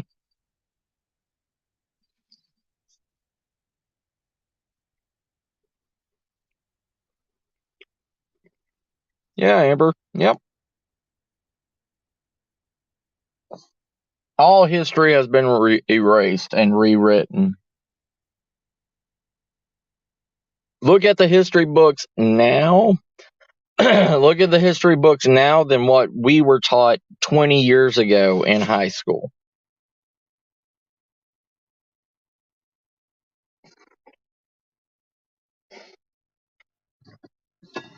We written the population ourselves. Yep.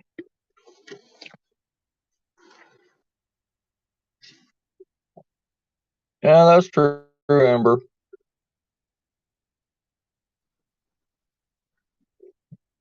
We're always lab rats.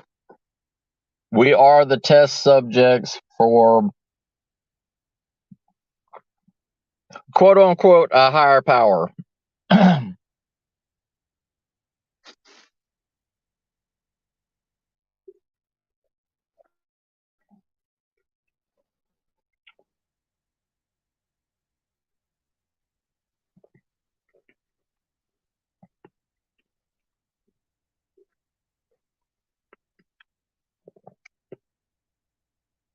Yeah, I'm fine with living in my woods by myself. You know,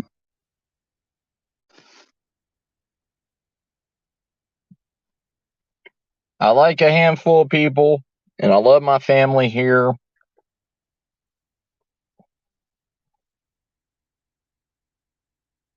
but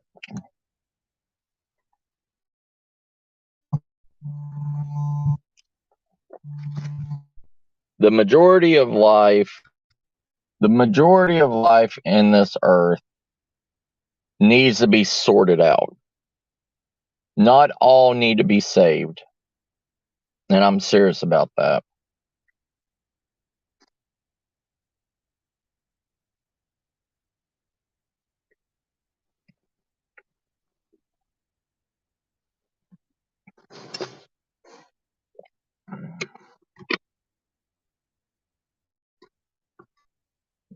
Yes. Sit in my crotch and let me tell you a story. But seriously, the world needs to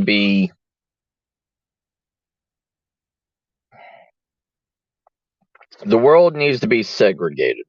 Well, not segregated. The world needs to have two different paths. That are too stupid or too feeble to,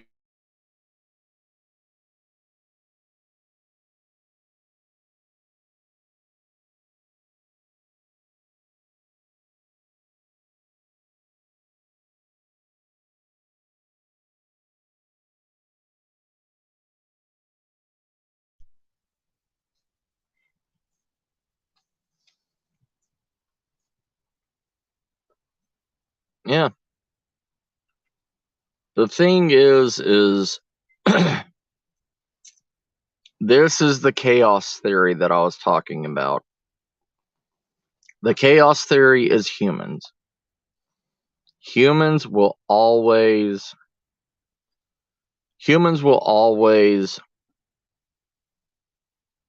be the flaw in every situation.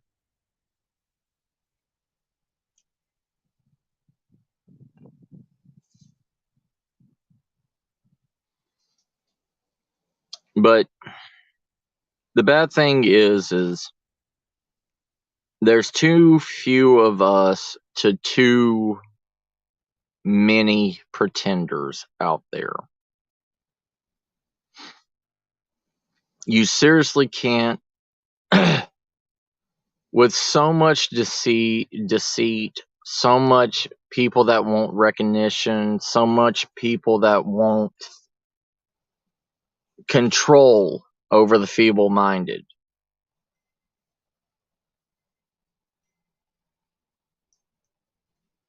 Right, Amber. Yes, sis. Because the dead ain't gonna lie to you.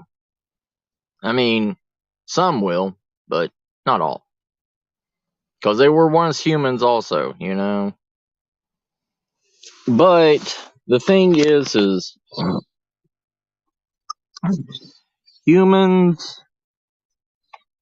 humans will always be the barrier.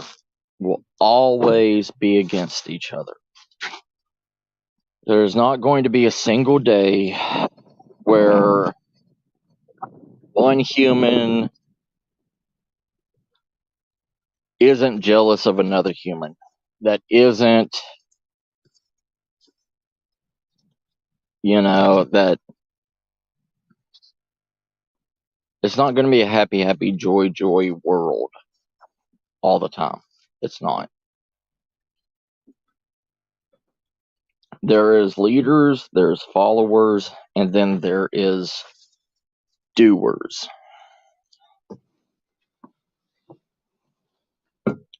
And then there's sheep. Give me a second. Let me, oop.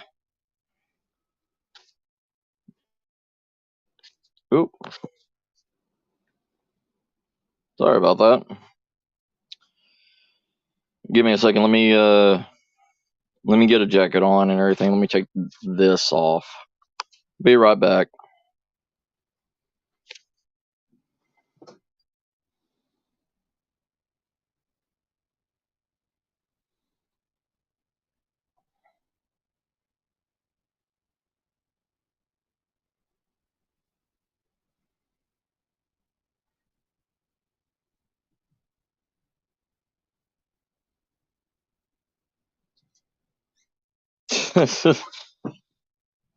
I'm sorry, Angel. That's why I'm glad I don't do that stuff. That's why I'm glad I don't feel that stuff.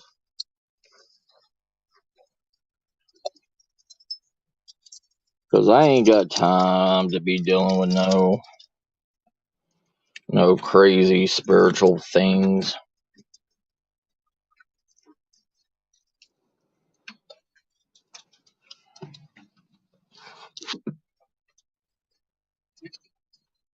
Uno momento.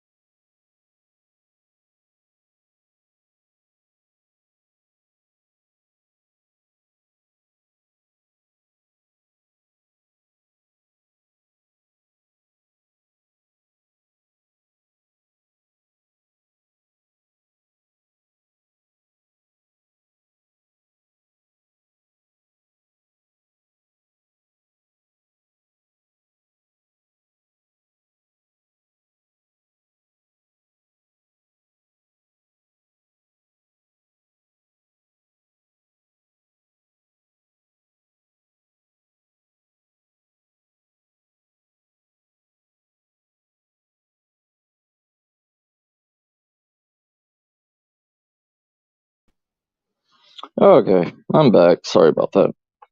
Anyways.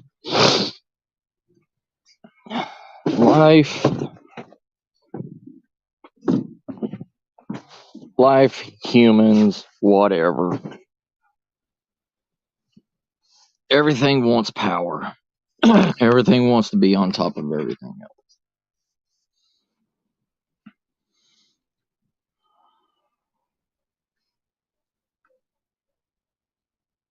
I should have a picture in my StreamYard, Sarah. I'm just showing a picture on my end.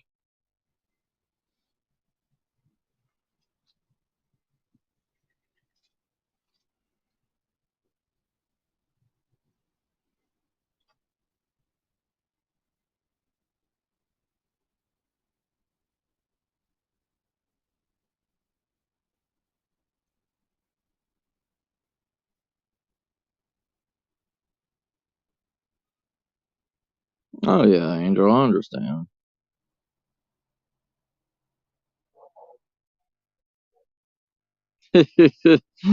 Right, Amber, I understand, sis. I understand. Yeah, everything, everything in this world is having to be rationed. No, I don't need proof. I don't need proof, Sarah.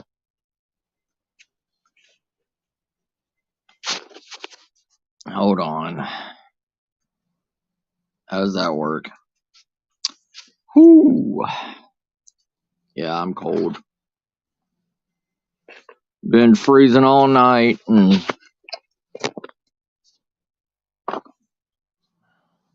I'm just, I don't know. Yes. Oh yeah, Angel. Rabbits are great. Only bad thing about rabbits is you can't you can't continuously eat rabbits. Even even the whole, I mean, you will get protein poisoning out of them. You will you're literally starve eating rabbits. Even if you eat the brains, the eyes, the organs, everything else of a rabbit, there's still not enough fat to keep you alive.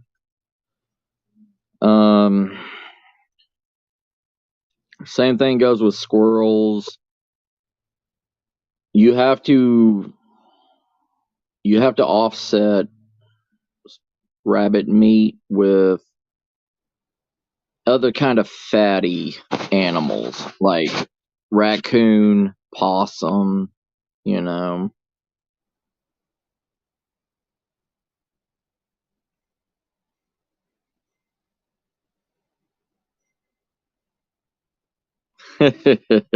Angel.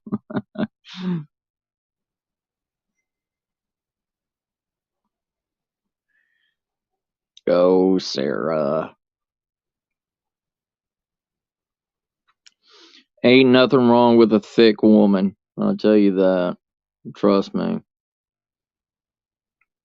Thick women were the most beautiful creatures for the longest time. Ain't no sticks. I don't like sticks. I'm sorry. I've been with too many skinny women in my lifetime.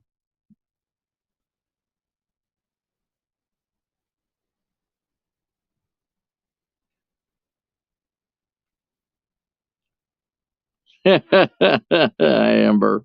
Oh, trust me, sis. You know my channel, Amber. I don't care about no cussing. We are humans, sis.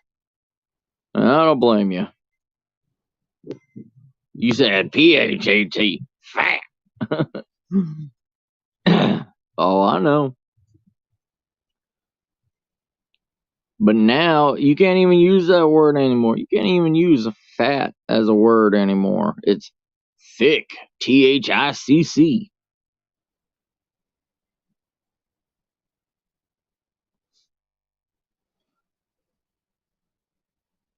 But, you know,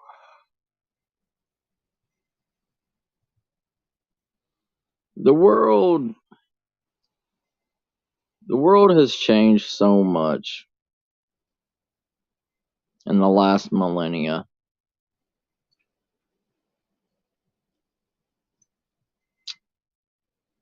It's different. It really is different.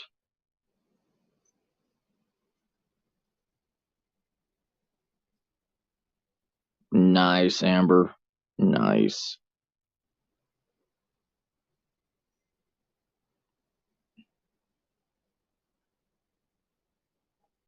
You know, I've had Red Hawk meat. It's okay. It's too gamey. It's way too gamey for me. And you know what? To tell you the truth, nobody's gonna know. I mean, unless they're, an endangered species and they got a ring around their leg, nobody's gonna know.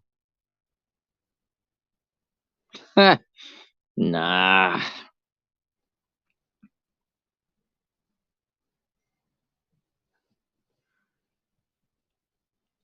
David, working out for your overall health and muscle tone and definition is good, yes.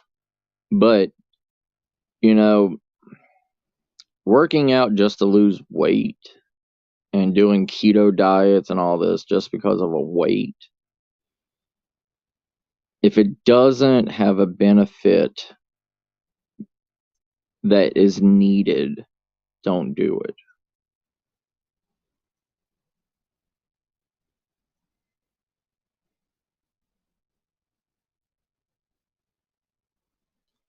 I know, Amber. Roy Rogers and everything. I know, sis. Like,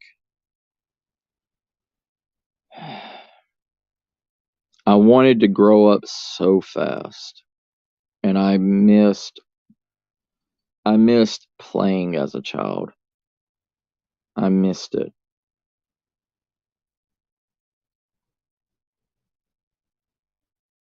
Yep. Yes, ma'am. Shoot, shovel, shut up. Yep. Oh yeah, I've had kangaroo. I've had ostrich. I've had so much different things. I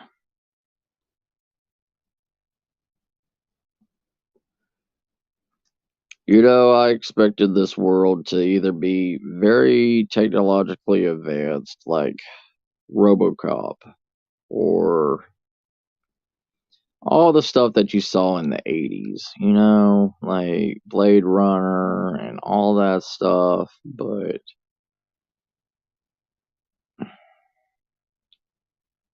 I didn't expect it to be like this.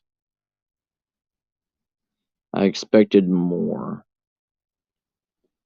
I either expected to be very technologically advanced in the future, or it was going to be an apocalypse.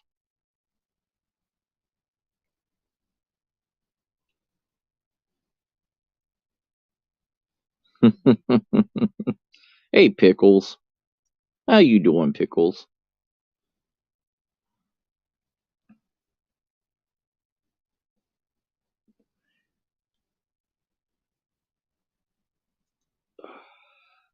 I expected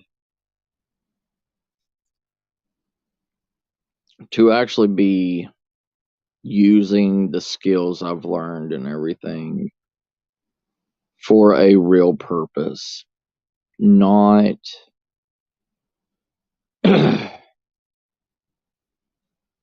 not like how it is right now. You know what I mean? I expected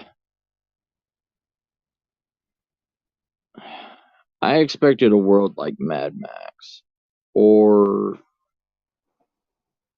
something like Waterworld or some post-apocalyptic world. I And that's the thing. That's been the downfall, and that's the reason why preppers and survivalists and everything.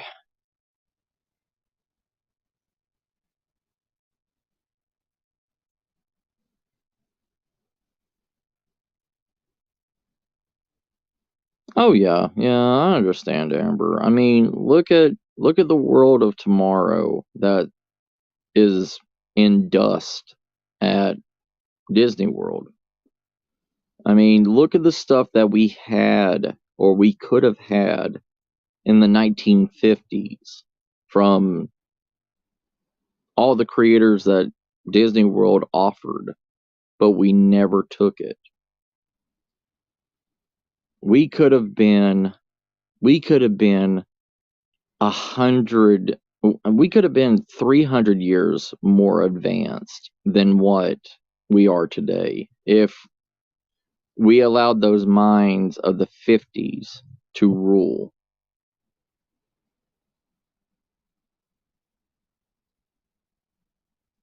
Nice, Angel. Oh yeah, Cynthia. It something's going to come. Something. Either one way or the other. There's only two roads in there's only a fork in the road. One way leading to the future, leading to advancements and everything. And then there's the apocalypse road. And I hope. What's up, Sid? Yes. Hey, I used to be the guy at football games that wore, a fur coat.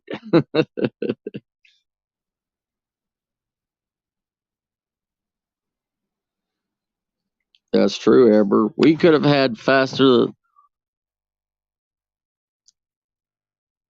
We could have had faster than light telecommunications in the 70s. But the creator of that was rolled off a mountain. Right, Amber? Like, let me tell you something. Let me tell you something. If the apocalypse don't show up soon, I'm just gonna go to get the baby powder, and we're gonna make it happen tonight.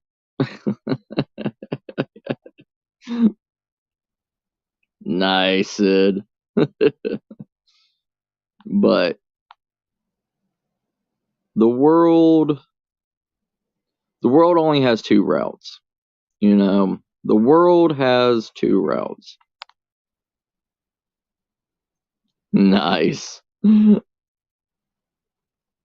But and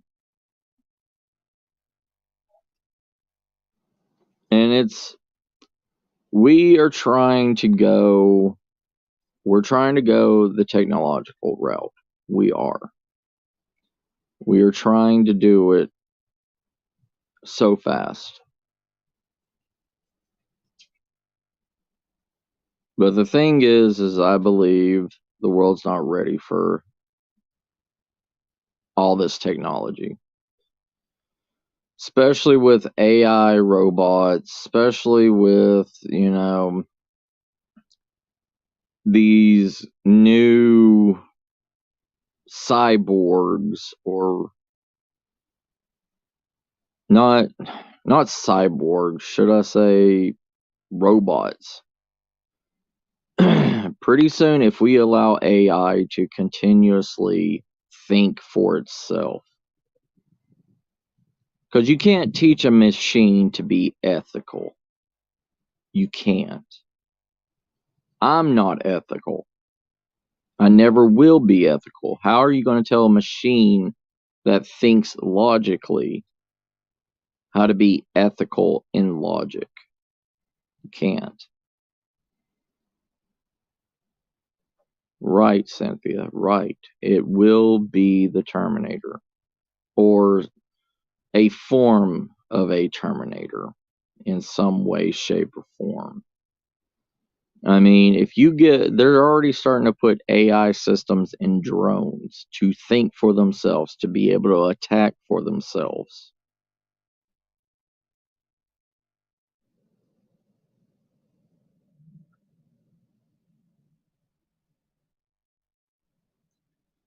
I mean, It may work, Angel. It may not work. I mean, we are what is it called? Starlink or whatever. Starlink is supposed to be a EMP wave protection sphere also. Yeah, David. AI does want to get rid of humans. Oh yeah, Dale. The 80s was so much. It was showing what we could be. And then the 90s came and everything fell back. When the 90s came, 90s became the first wave of laziness. Became the first wave of dirty. Became the first wave of anarchy.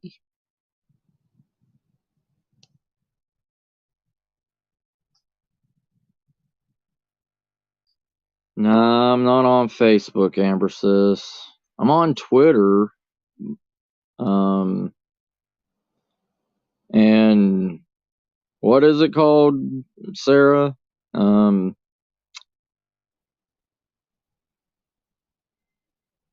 Discord? Yeah, Discord.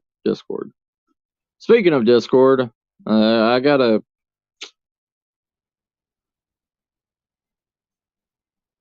Well, that was the thing. That was the thing, though, Amber. You know, we did have cell phones. You know, we had those Nokia blocks, but we even had.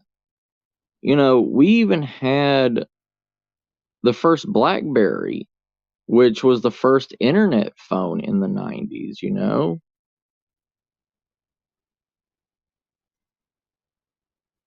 Oh yeah, Sid. Yeah.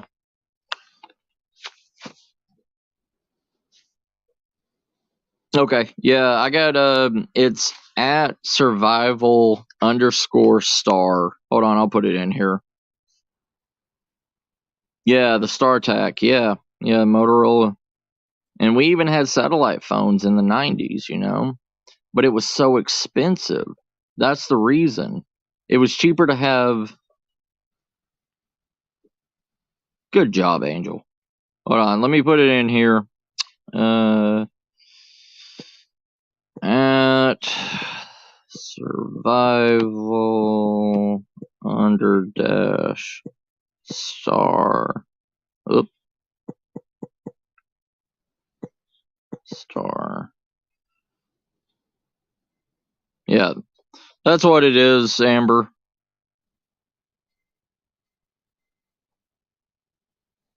Oh yeah. Well, I didn't have cell phone. Tennessee didn't even think about having a cell phone or anything in the 90s. You know, you were lucky. You were lucky if you knew a rich kid that had a pager, you know? Like everything was still, the South made children still use their brain.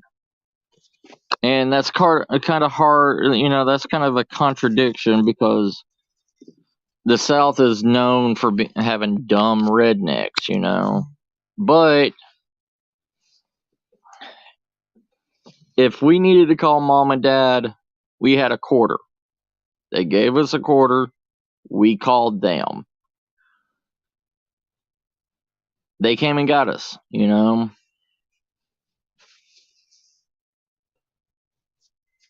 Yeah, yeah. I remember those car phones, yeah. Hey, Freaky, how you doing?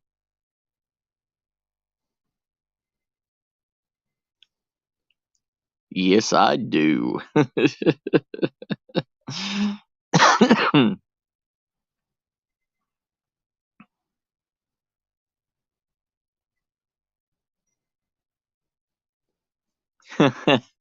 Yeah, especially with the AI system and the robots that Japan are creating. I mean, and the thing is People can create robots that are stronger than humans. Okay? Hi, RC. How you doing? How you doing, brother?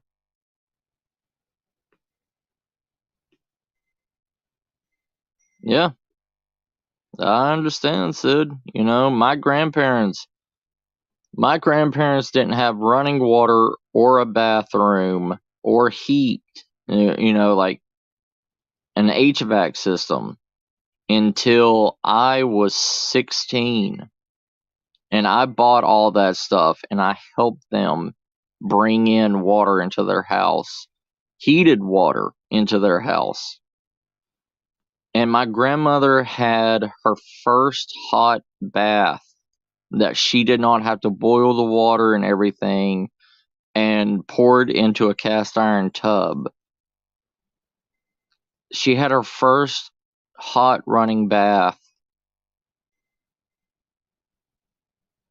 in 76 years. 76 years.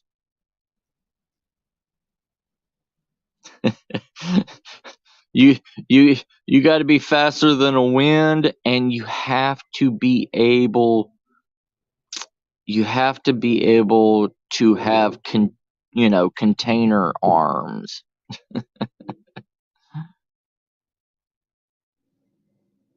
Yes, sir, Sid. Yes, sir, brother.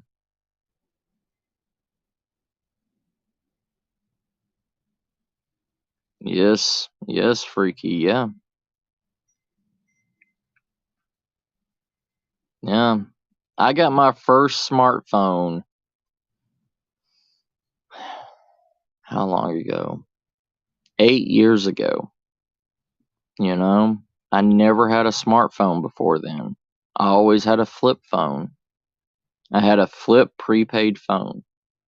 I didn't think I needed it, you know, and I had to pay for minutes. And now I'm doing this, you know. It's how the world changes you. The world will change you. The world will change you, you know. It's true.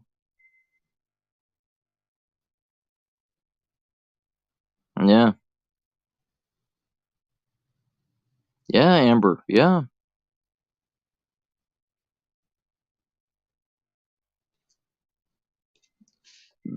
The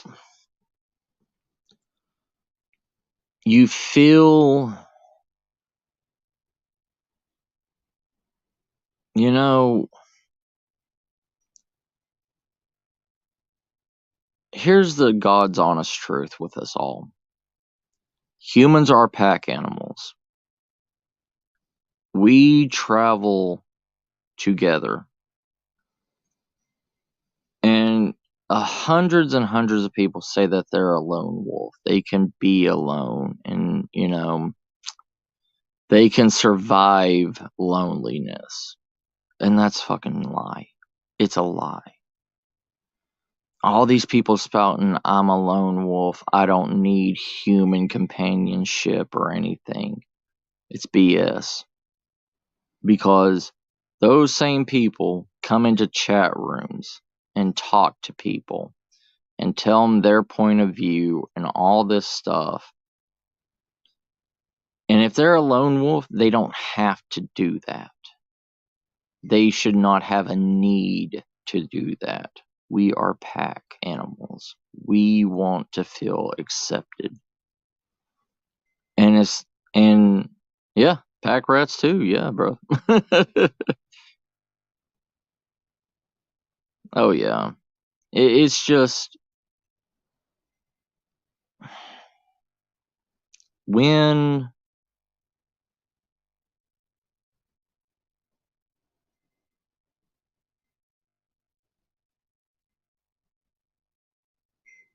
oh yeah. Yeah. And that online is a different thing than face to face, you know? online, you are in a group where everybody's on the same frequency. Everybody is on that same page. You just have to find them, you know?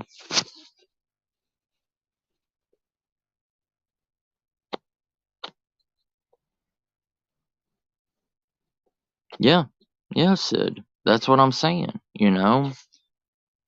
And even if you don't talk to people, just knowing somebody is in the vicinity of you changes your whole outlook of life, you know? And that's a downfall that's going to happen in a society downfall or a society collapse, because now people are going to distance themselves from people because they can't trust each other, because they don't know if they're going to wake up or not wake up in the morning because they allowed somebody they don't know into their space, into their compound.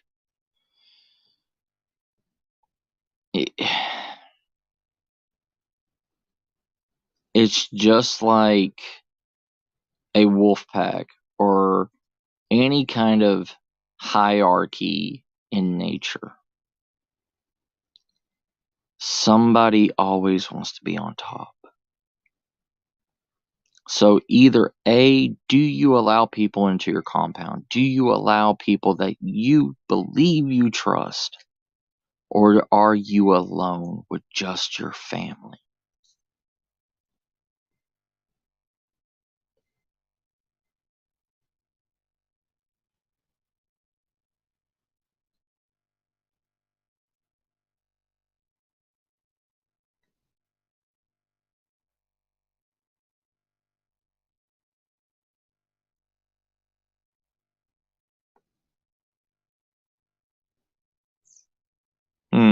Interesting, Angel.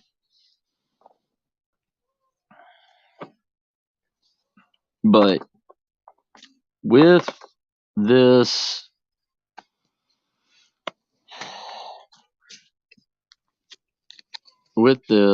there's a lot of people that we can talk to. We can share our fears. We can learn from each other. We are all the time learning. And if you think you don't need to learn, or you can't learn from an individual, then you're wrong. There's something you can learn something. You can learn up to 10 new things every day, and your memory will hold it. Yes, sir, brother.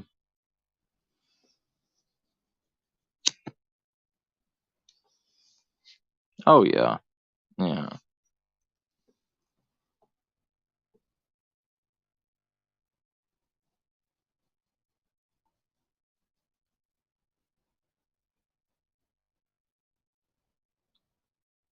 Right, Sid. Right.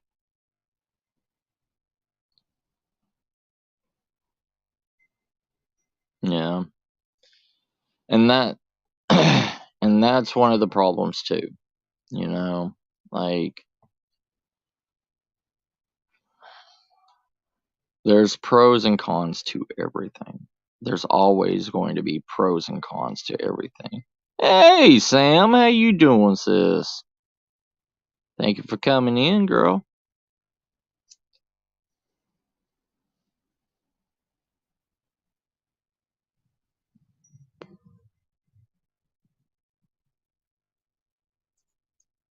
Freaky, I always thought you were a imaginary friend.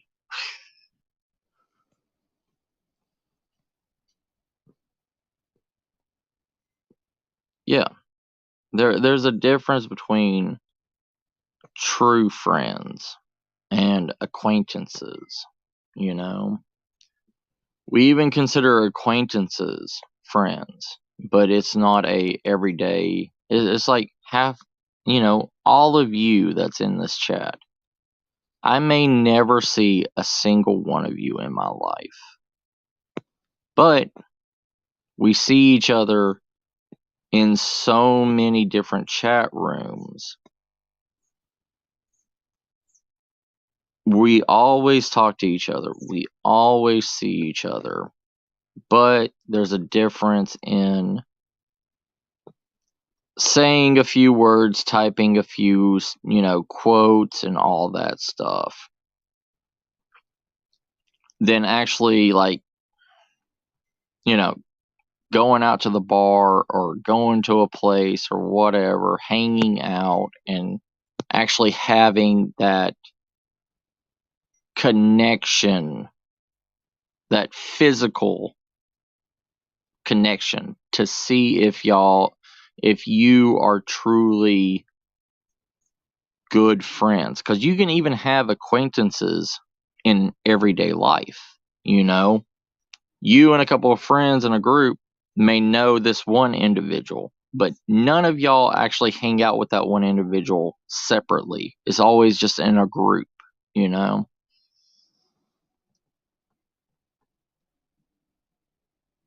But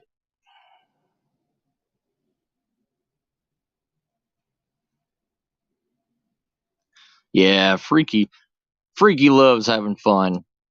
That's why I like Freaky so much. I've known Freaky for, God, what, going on 2 or so years, Freaky?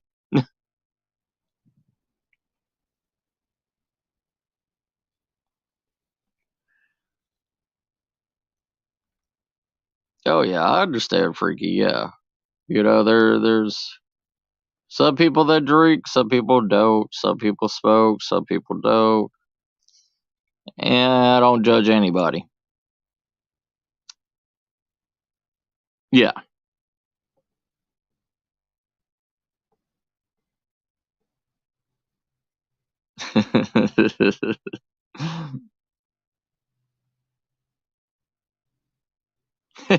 Right, Freaky. Freaky, you're everywhere.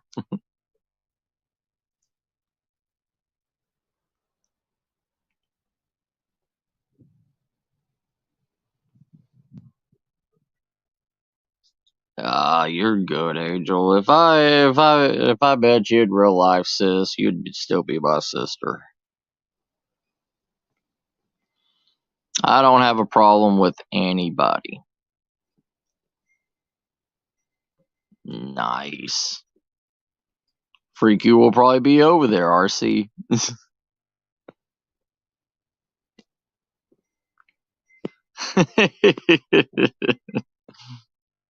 You're always drunk, Sid.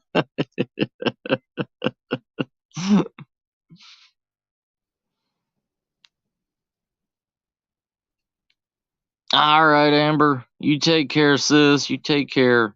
Yeah, you can swear, Sid. I have no problem with that here. I swear all the time on my channel. Ain't nobody gonna tell me I can or cannot swear.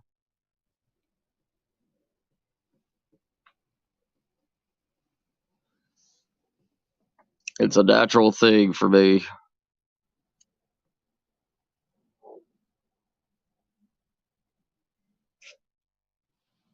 There we go.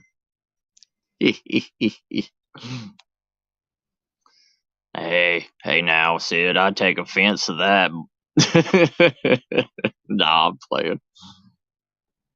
I don't care. Everybody hates Americans. I hate it. I hate being in America. It's a state of fact.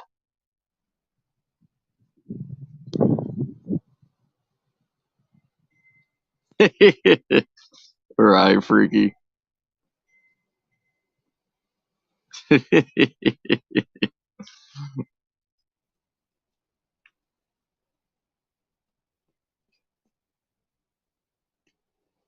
Thank you, RC brother. Thank you. I will jump back on you after this live stream. I will I will join your family. How about that? I always jump back on anybody that joins my family. I join their family all the time. But thank you. All right, Cynthia, you take care, sis. You take care. But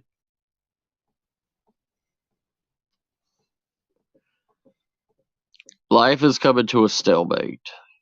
It really is. Life has been in a stalemate for the last 20 years. We have not seen significant advancements in the world.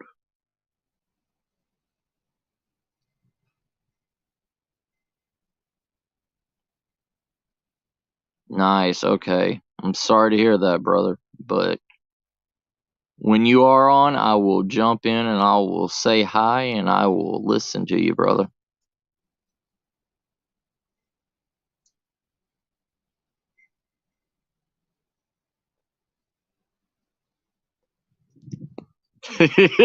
Sid. I got you, brother. I got you. But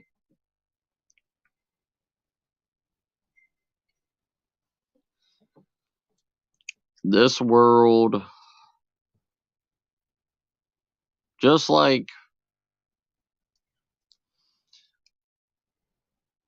and hear me out, okay? Hear me out. Yeah, let me go get him. Let me go get him, Sid.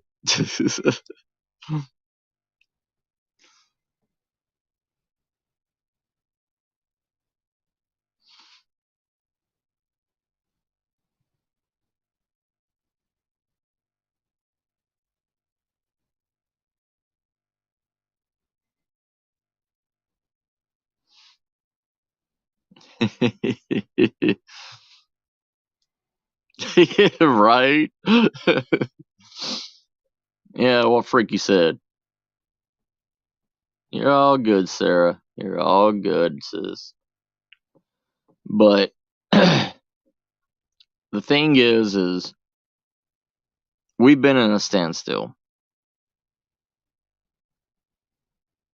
Ah, New Orleans is like only 6 hours away from me, Sid.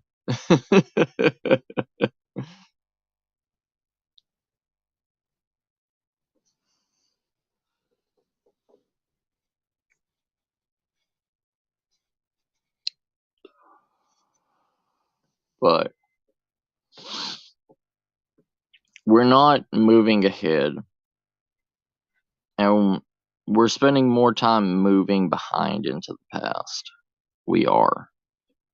If you look at so many information channels about whatever, we are continuously looking at looking at the past. We are never looking forwards anymore, and that's what's stopping us.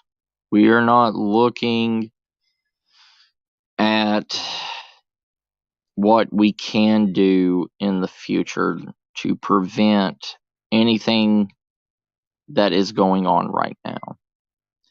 We are looking at excuses in the past to blame on current events.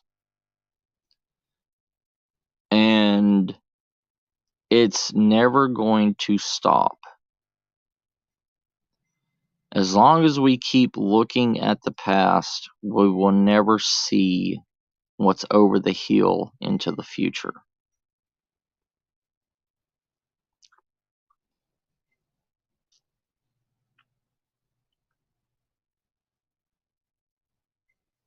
I got you, Sid. I got you.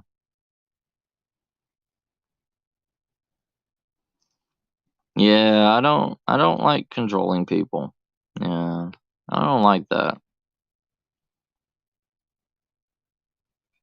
Oh, nice, Angel. Nice.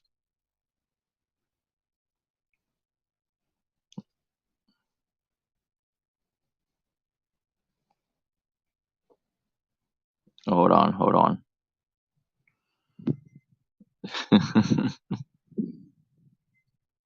But if this world doesn't move forwards, if we can't get people to stop looking in the past, we're going to circle our tails. We are. And circling our tails, and you know how much a dog gets done if it circles its tail. Nothing. Nothing gets done. Nothing gets moved.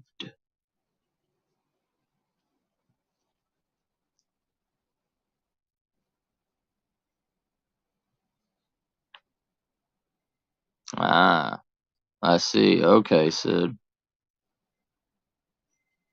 Thank you, Sarah sis. You're a great sis, too.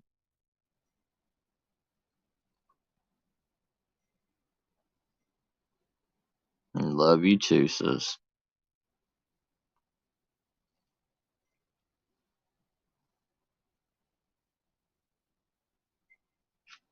Yeah, I understand what you're saying, Freaky. I do. But that's why we learn about the past in school. You know what I mean? You're not going to learn every bit of history in school. You're not. Especially with the rundown courses that they have anymore. You're not. And you're only going to be taught what the school wants to teach you. But you use that to your advantage. While you're learning in school, you do your research on other history.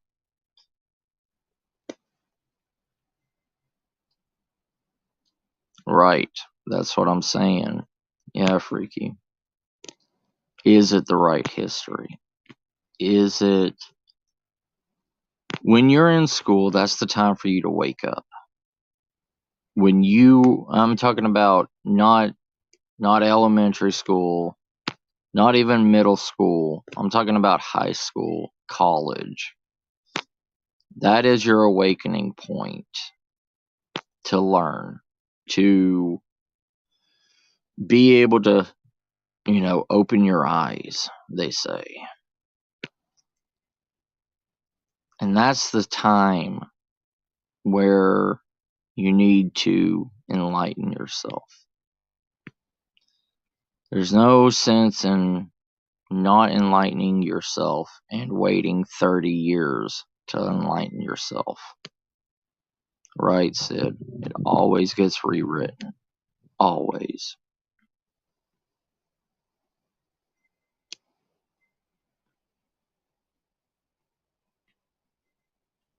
I gotcha, Freaky. Okay. That's another thing. School is also a good manipulation, you know?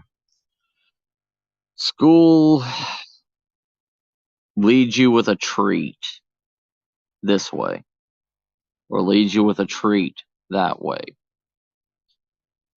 They never push you straight down the path. It's always, listen to me. Don't stray from this path. And once you take that treat, and once it's like drinking the Kool-Aid, pretty much,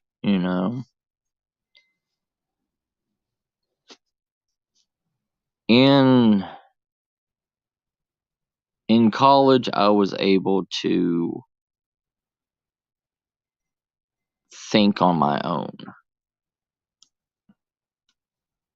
and be able to research whatever I wanted.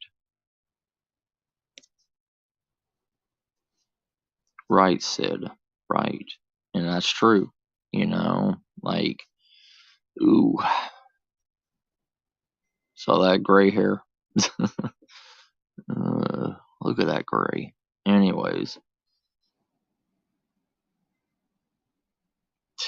Right? Not the History Channel. Yeah. Yeah. It's no more. Hi, Julie. How you doing?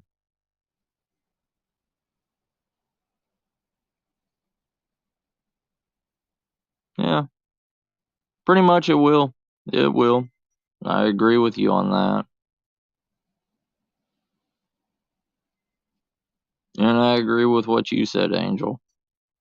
It's,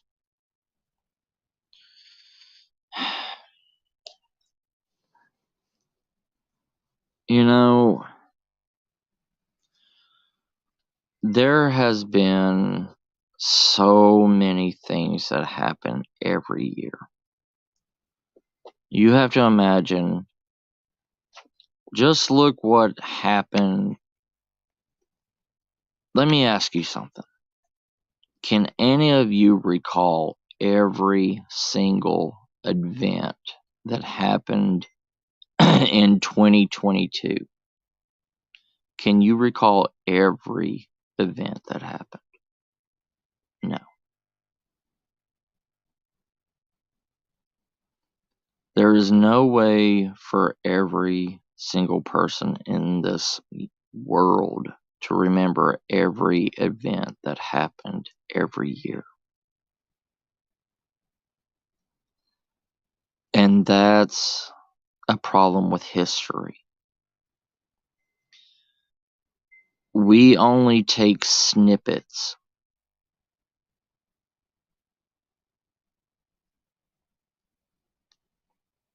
I gotcha, yeah. But if you look at a history book is just a picture book of catastrophic events that happen through history, not everything that happened. It's like Area 51. Okay. Area 51 is only so popular because of Roswell. Roswell keeps it alive. But it was, hey, Tryon, how you doing, brother? Good morning. But it was just a small article in a newspaper.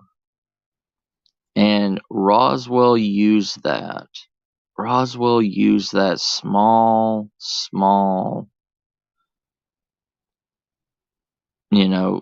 newspaper article to create the hype that it is. Yeah. What's up, Spooky Morales? How you doing, brother? But it's like the Mothman. The Mothman in Point Pleasant was a small news clipping that a group of people wanted to get business to their small county. It's the same thing with every other event that happened. If nobody cared about it, and if it wasn't for these fear pushers,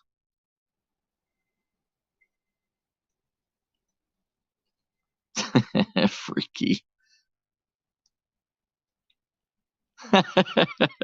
It's all good, Spooky. It's all good. I'm under my blanket too. It's all good.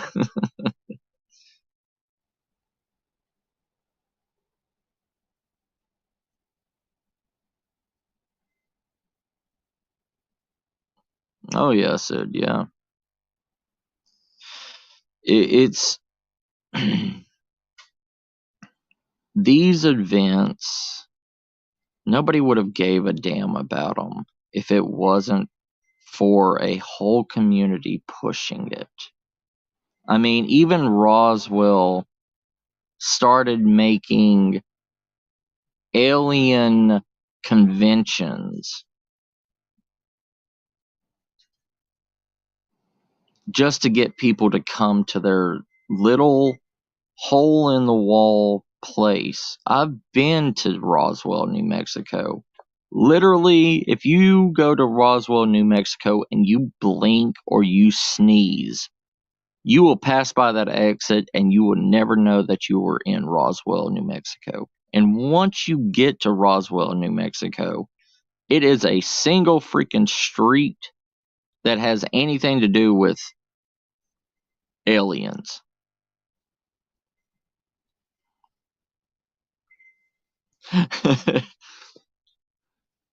Oh, I know. Right, Tryon?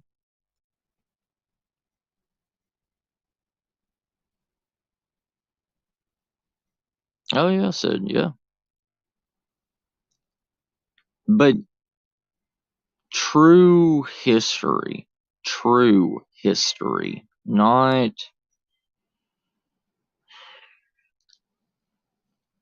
these.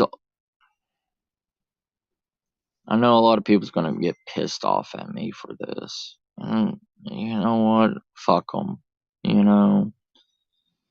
But if it wasn't these tinfoil hat wearing, crazies that are trying to. Let me give you an example, okay?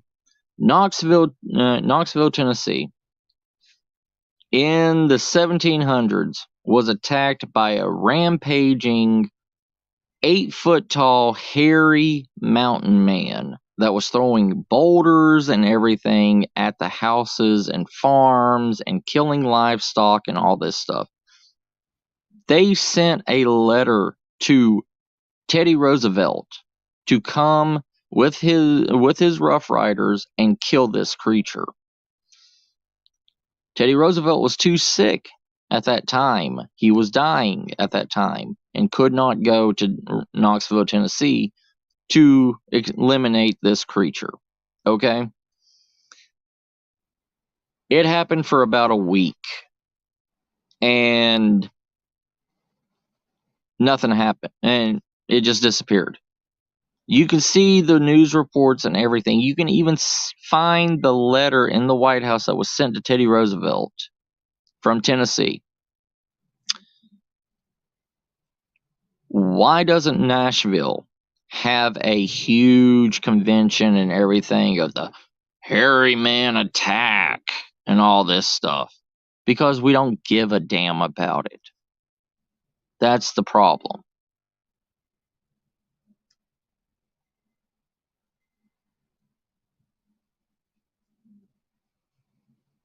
Yeah, we traded. We had, I mean, even even the Minoans, not the Minoans. What are they called? In the Middle East was over here. They were over here harvesting our copper in America. That was even before any of that time. America was founded by 100 other civilizations before history books said, "Oh, we found it." But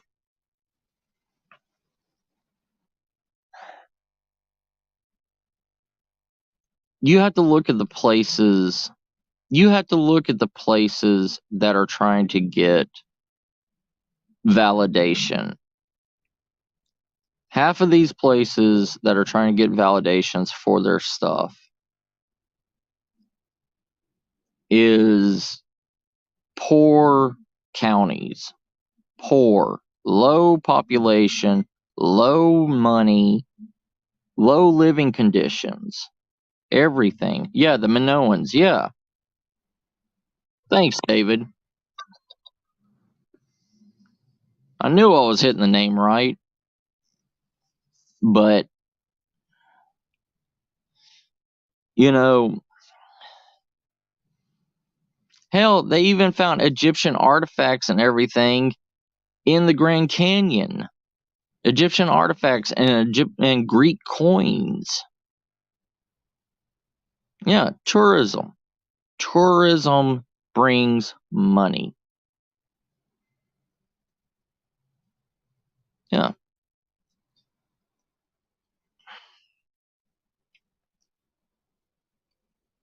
We don't care about real history. We don't. The majority of viewers, the majority of people that watch TV, all this stuff, the majority of the people that watch Discovery Channel and Mountain Monsters and cryptid shows and ghost hunting shows and everything, I hate to say it, but they want the fear. They want the scare. They want to believe that there's something out there that literally can't be out there anymore.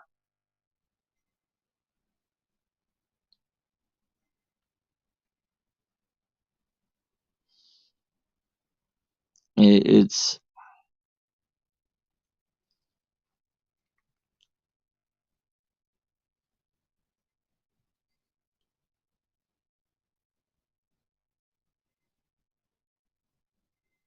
wait, what? They did not what said,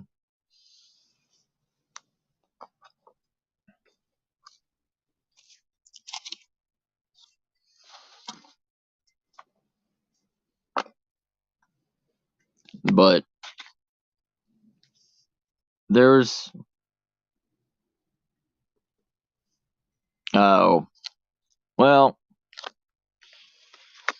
it is up in question, Sid. I mean, do I believe it? I don't know. I want to believe that the story's fake, just like you. You know, me and you are two down to earth people. You know, it's just you can't trust anything. You know what I mean? I hate to say it, but every little story that comes out, every whatever,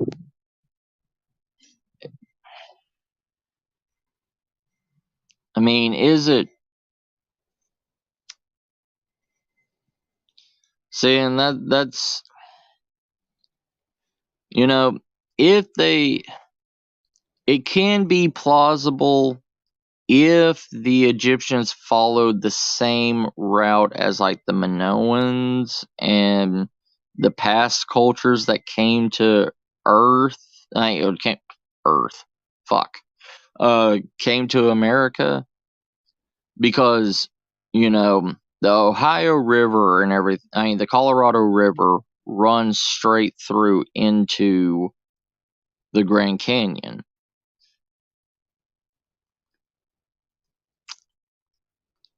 If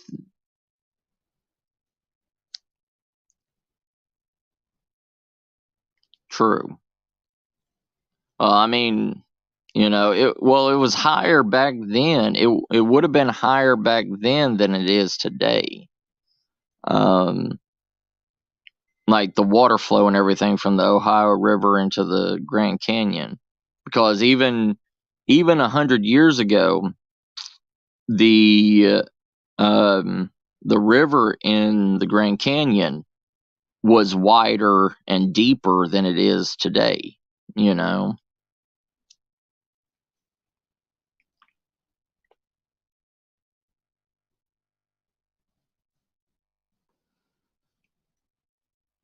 nice deal. Yeah.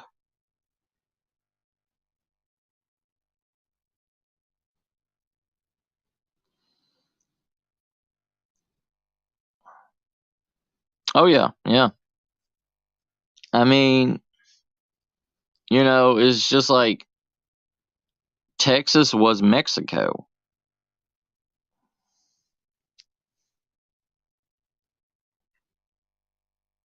Right. It's a continent. That is true.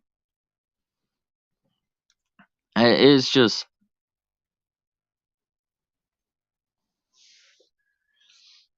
science uses plausibility on a lot of shit. Like, we have no way of basing anything from the past without today's understanding of shit. You know what I mean? Take care, trying brother. You have a good night. Well, a good sleep. I'm going to be hitting bed soon too. I just got off. I've been off of my job for the last 8, 9, 10, 3 hours now. Yeah. Canada's America. Humans are the ones that create borders, not the country or continent. Take care, brother. Get some rest.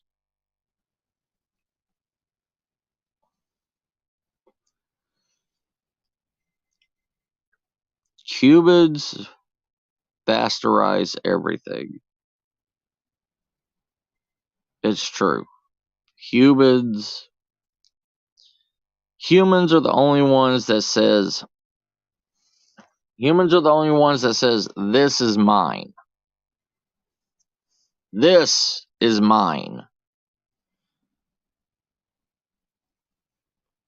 The air I'm breathing right now is mine.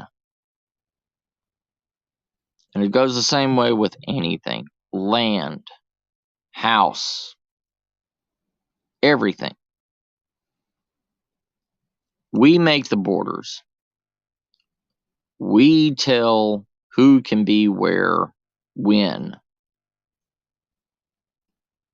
Oh, it's not just religion, brother.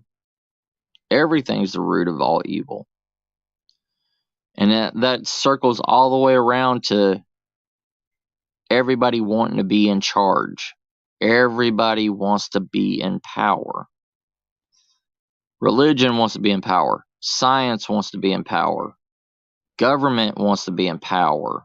Everything wants to be in power, It's a never-ending circle. It goes back to the Ouroboros idea, the dog chasing its tail, everything. See? Sarah claimed us all. Now we're all Sarahs.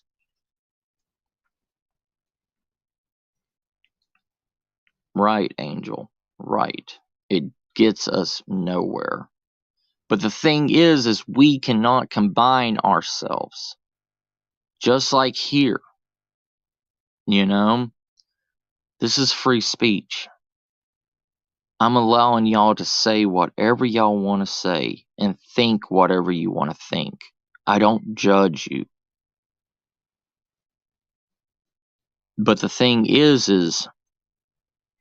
Sid doesn't see the same vision as I see.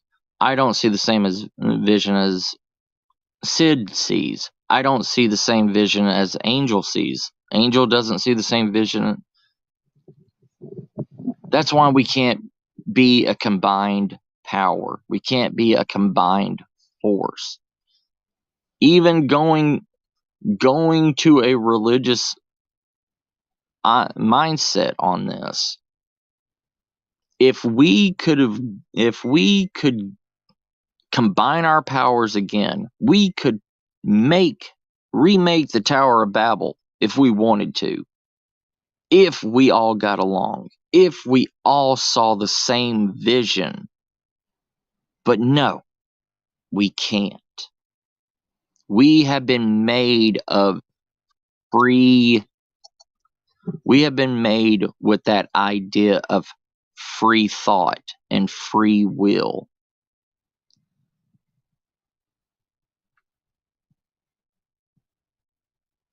You okay, Sophie? Come on. Just stay here with us. We'll get you there. But if we were able to combine all of our thought, all of our power together, we would be an unstoppable force. But with that brainwashing of free will, free thought, free speech, that's the problem. We cannot come to a center ground and agree.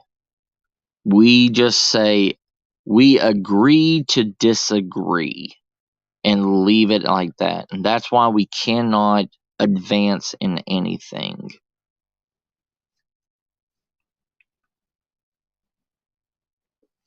Right.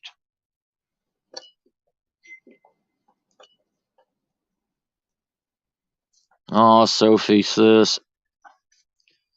Everybody has a purpose. Everybody.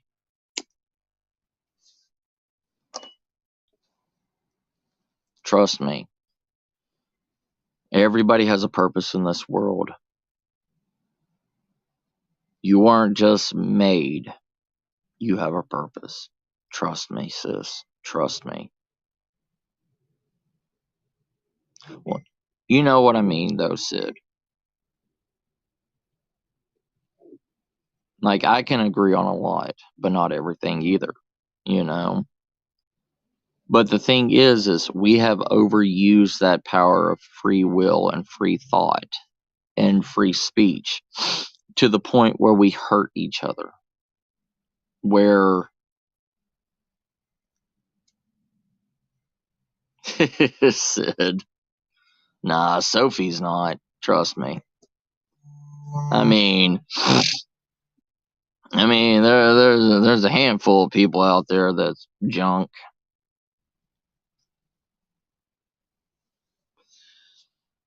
Love you too, Sarah. But you know, if you look at it through a religious standpoint and everything, we were castorized and thrown to the side of each other and turned into different races and all this stuff, so we couldn't interact or talk to each other. And guess what? Guess what, religion? We all now, X amount of years later, can talk to each other. We can all use one language and understand each other. There is no boundaries between us anymore.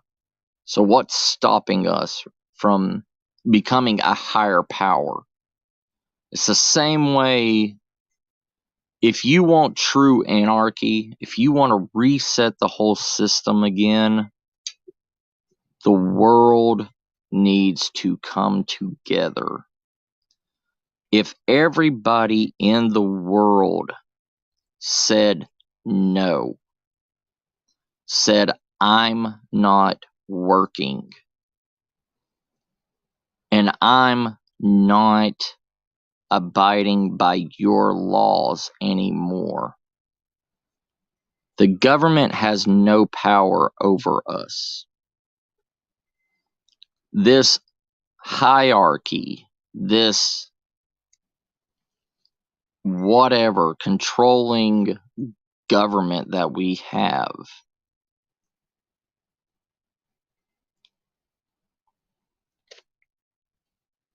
oh yeah, Sophie, I understand 100%, sis.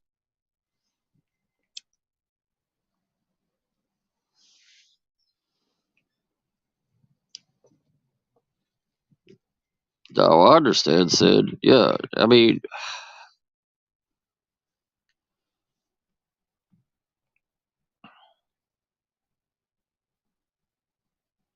yeah. I'm just saying, you know, if I would like to have a reset, I would. That's because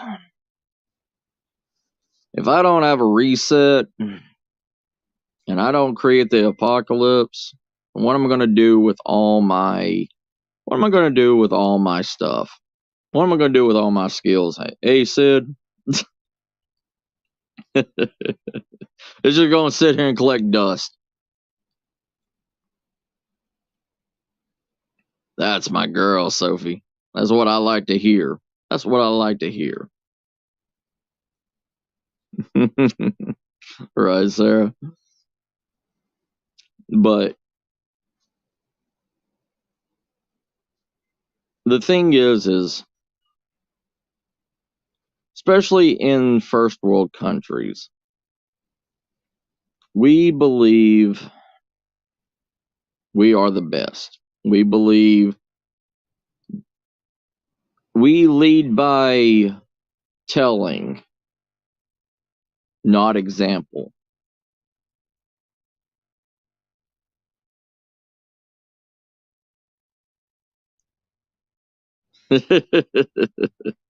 Right. But we have literally went to other countries to tell them how to rule their land. America has. We did it. We did it. We sent people to Japan to tell them how to rule their country while we were at a civil war. How big-headed were we? How arrogant were we to go to Japan to tell them how to better rule their country when we were at a civil war with our own people?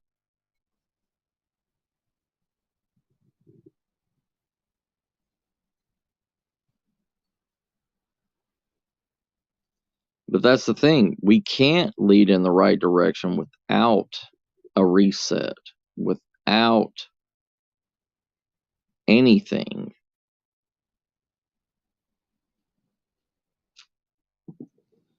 You need to go back to the doctor, Sarah.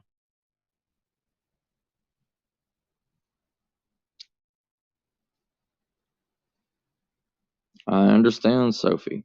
I understand. We all have spent too much of our life conforming to what is right, to what mindset we're supposed to think like, that we're supposed to.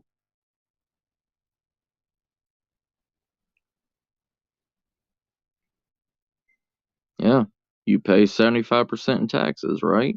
Because that's how the world works. We are cash cows to the great machine. Just like lambs to the slaughter, we are cash cows to this. The government is nothing without us. Hey, Misty, how you doing, sis? Right, Dale. Conforming is sickening. And who says we have to conform to their way? Them or something else?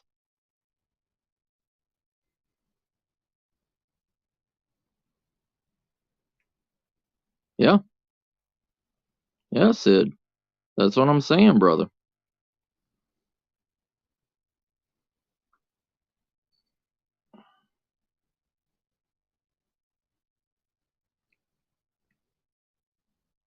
Yep. And this is what I'm wanting. This is what I'm wanting. Something else. Yeah. Yeah, Spooky. The world needs to be set afire. The world needs to burn with 1,000 flames.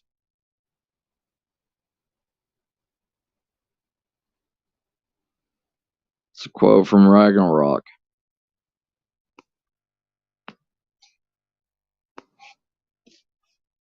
The world needs to be set aflame. And the only way to do that is the mass coming together. And if you don't believe it, look at history. Look how the poor and the feeble and the hurt and the sick gathered in masses to dethrone great civilizations. Yes, Sophie, yes.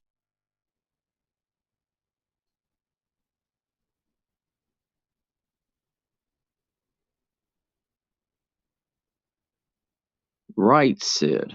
Right.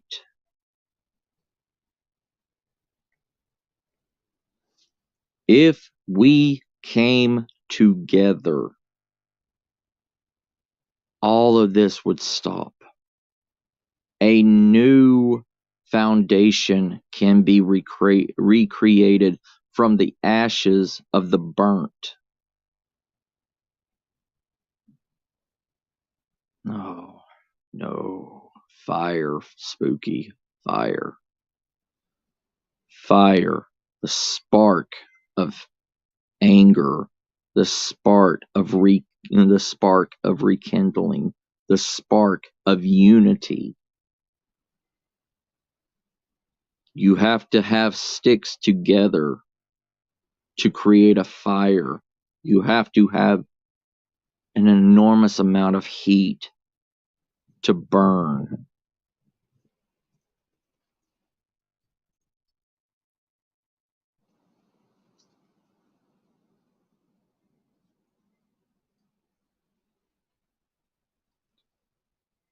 I'll try, Sid, brother.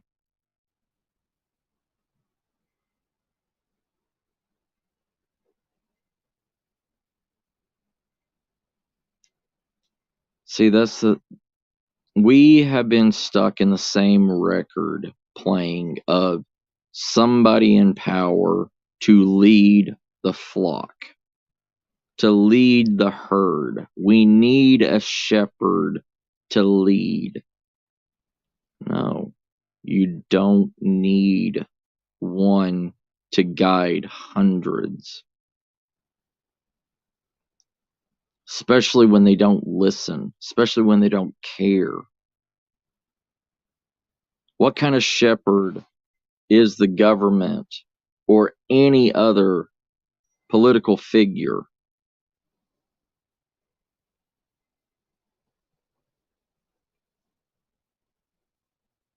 Ah, got you, Sid. Okay, okay. We have ran the same monarchy idea since the dawn of time. Because we are sheep. We do as we're told. Right, Sophie. Be a wolf. Always be the wolf. Even a wolf has a pack, but the pack feeds together. The pack hunts together. The pack helps each other.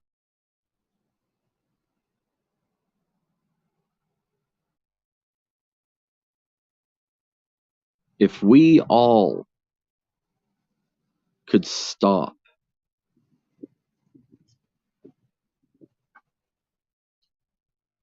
yes, just like the president decides nothing, the Senate does here.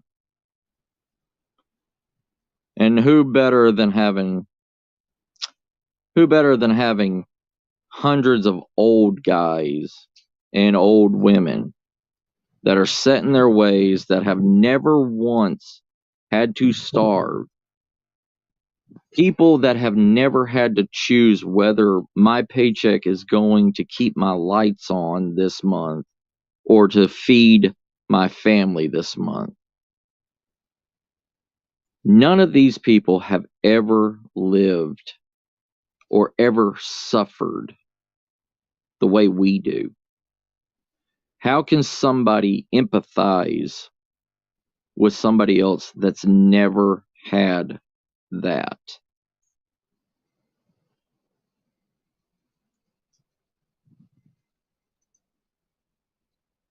Yeah.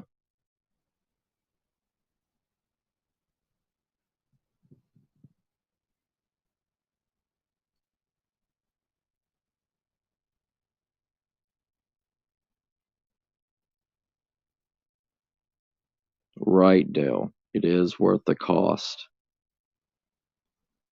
Even in a pack, when a pack hunts, other packs, other pack members will get hurt. Other pack members will die. But the pack will succeed. And that's how we have to think. You don't think there's going to be thousands of people that's going to die or anything? Thousands of people die every day from doing what the government and everything wants. People die every day from that. People die every day from not being able to have medical care. There's thousands of people that die every day from dirty water. There's thousands of people every day dying from lack of food.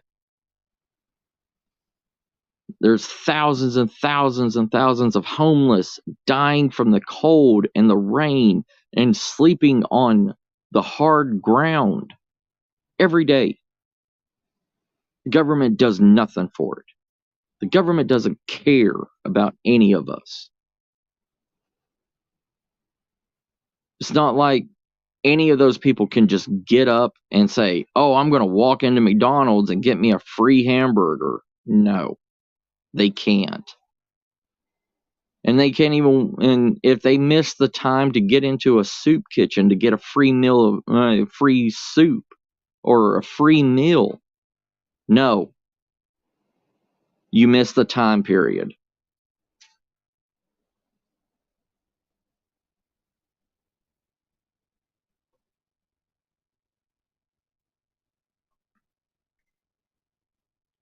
Yes, Sophie, yes, the pack survives. When in doubt, the pack will survive.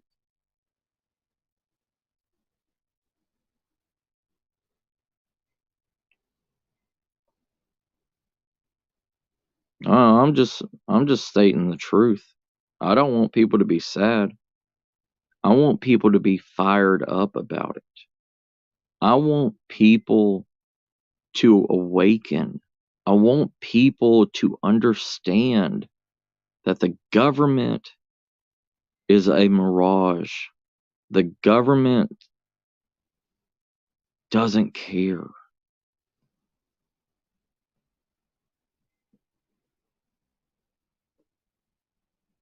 I always try to do this, Spooky. I try so much.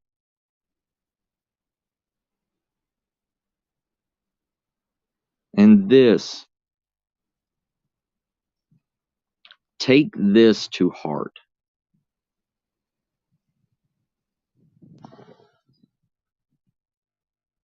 If you if you go into a grocery store and you steal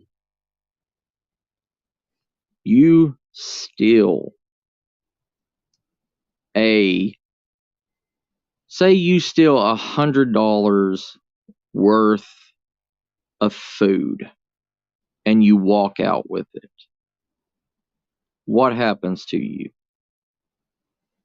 You go to jail, right?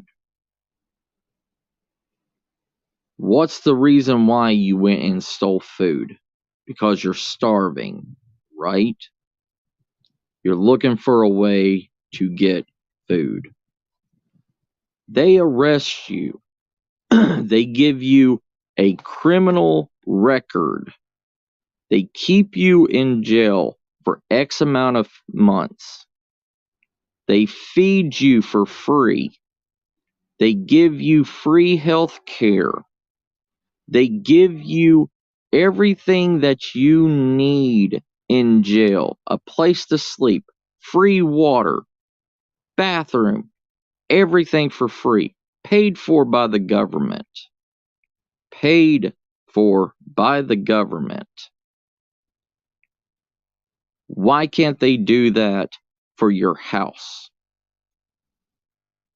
Why can't a store give you food for free if you walked in and asked them? But no, they will throw you behind bars, give you all of everything, life's luxuries for free. And what happens after you're released from jail? You are back out starving and doing it again. What's the difference from being in jail, getting a tag put on you into society where you can't get a job, you can't get a gun, you can't get whatever? You're back on the streets, worse than where you were when you went in to steal food. Right. The amount of food that they throw away every day just to get that tax write-off, because they can't give it to you because they are afraid of you getting sick or suing them.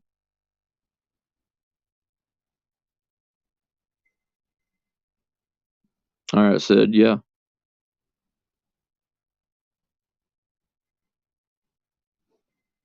Right. Just got a PS4 in jail. He's been asking for 2 years now, and he got a PS4. They give you cable. They have concerts given to prisoners.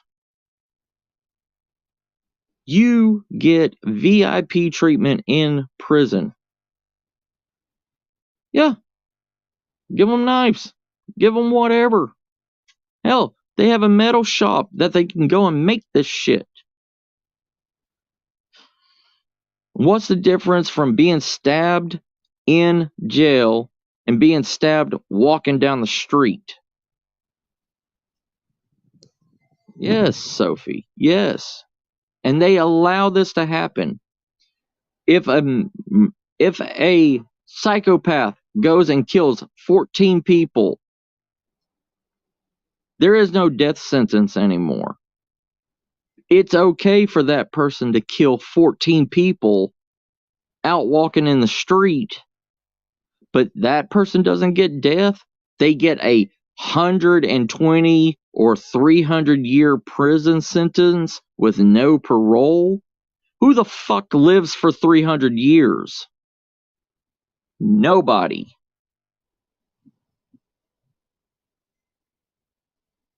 Yes. They normally offend again. Yes. But they get everything that they want. Yeah. I mean,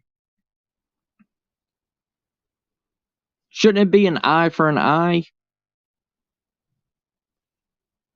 You know, a tooth for a tooth, blood for blood. No. It's not that way anymore. Because people say, there's even prisoners in California that they are reforming and giving them college educations to be able to go to work after they get released from prison. Why? They get free education in prison. You know how much I had to pay for college? Thousands. But they get it for free because they went and shanked somebody on the road.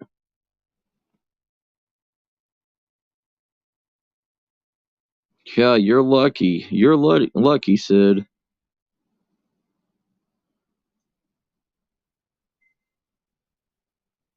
I doubt it. There's been murderers, there's been thieves, and everything since the beginning of time, Angel. Even there's people in the Middle East that get fingers and hands cut off for stealing, and they go and do it again.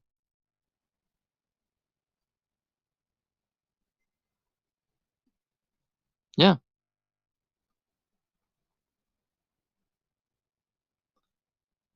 Our system is broken.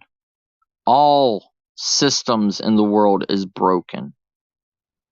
We need to reset the world. We need to shut down the governments. We need to rebuild society once again in the way that we can all come together.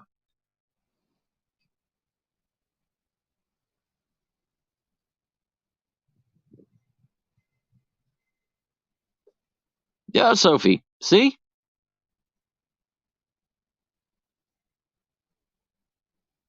Yeah, I'll watch it, Sid. I'll watch it, brother.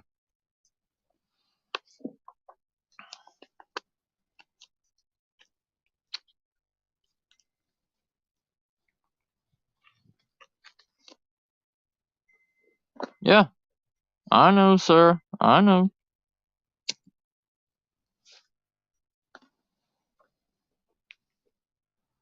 We are cash cows, and we are too afraid and too weak to stand up to it.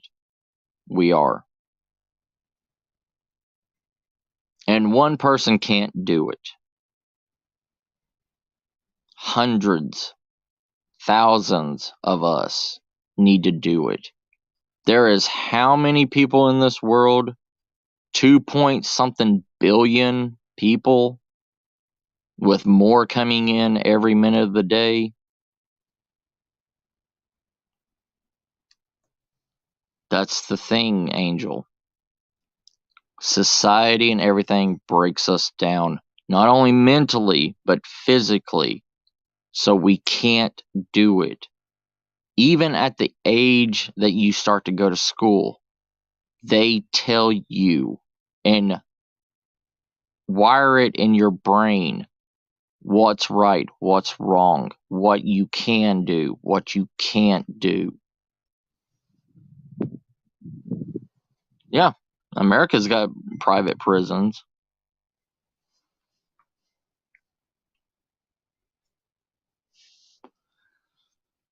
Correct, Spooky. We do. We have to think of us as wood. How do you think a human body works? Everything in the human body works together. Ant hills work together to get everything done in unison. 90% of nature's societies work together as a unison. Have you ever seen a pack of female lionesses hunt? Have you ever seen a pack of wolves hunt together? Have you seen a pack of anything hunt together? They do it, and they do it right. It's in their genes. Our genes, our mental stability is broken since the day we're born.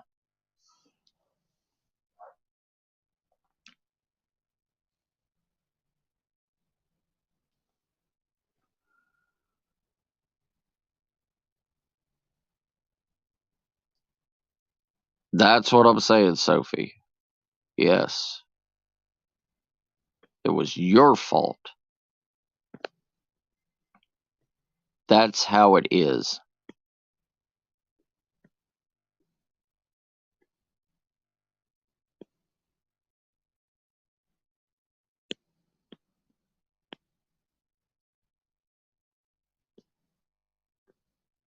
That's what I'm saying, Angel.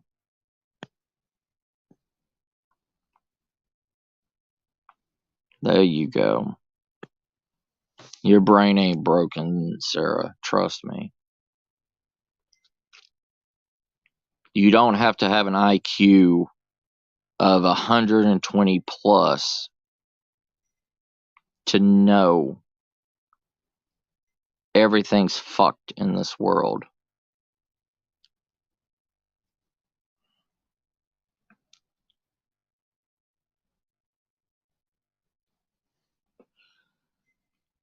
If at one point in history, even if it was true history or religious history or whatever the fuck you want to call it,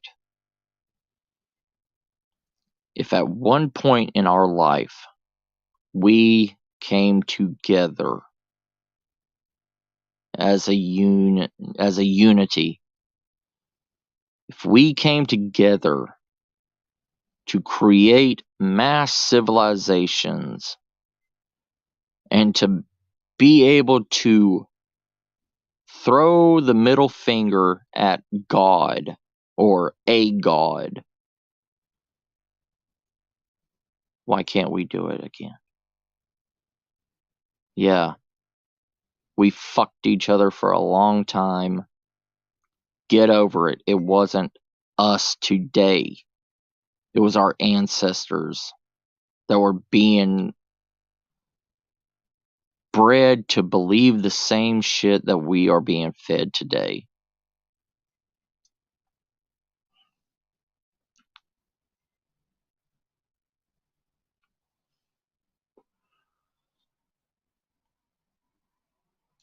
Right.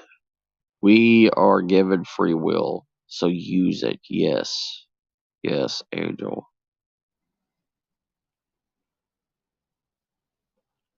And the only way we can use free will correctly is to turn against the people that are controlling us. We have been having somebody else tell us what to do since the dawn of time. It's time for us to tell them where to shove it.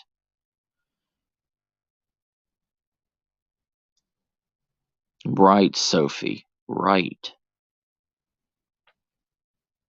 Even us 11. If us 11 that's in this chat right now can tell one person the same thing, those 11 people will tell one person, and it spreads like wildfire.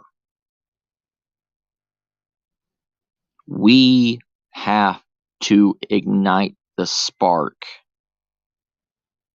And the only way to ignite the spark and change the course of everything, to make everything better, is to start with a spark. Doesn't matter who it is. Somebody will listen. Somebody feels the same way, but they feel alone. We are a pack. We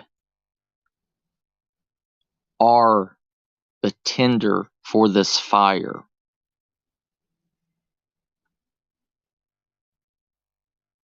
We're not all going to live. We're not all going to live either if we start this or if we don't and we huddle and hide. We're still going to die. Either way, we're dead. Now, do you want to die in chains or do you want to die breathing free?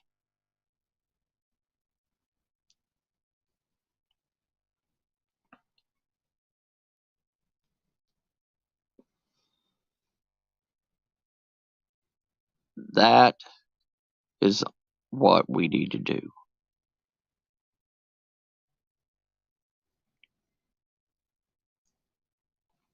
And you need somebody with a backbone that don't give a fuck.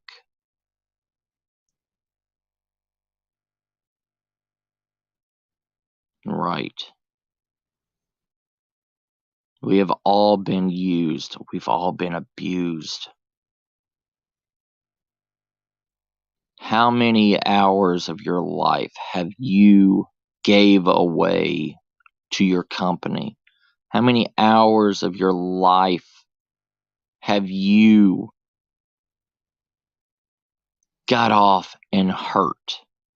How many of you suffer in pain for a measly amount of money, and not just so you can go to the grocery store or the McDonald's and throw it away instead of growing your own stuff, enjoying your own food,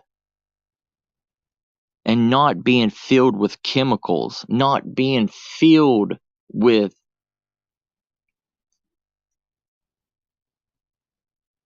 preservatives.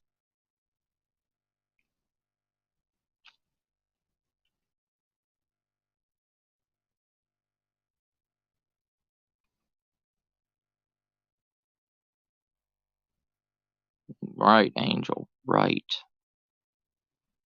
Right, Sophie. Yes. Right, Sid. This is how it is.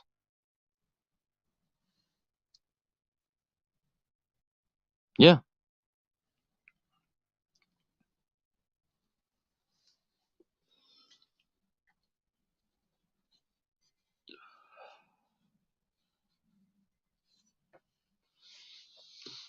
You know, I joke. I joke about the things to do in a survival situation sometimes, like eating people or whatever. But in reality, I don't give a fuck. I will. And it's the same thing with everything else. I don't give a fuck. If we can get this, if we can start this fire,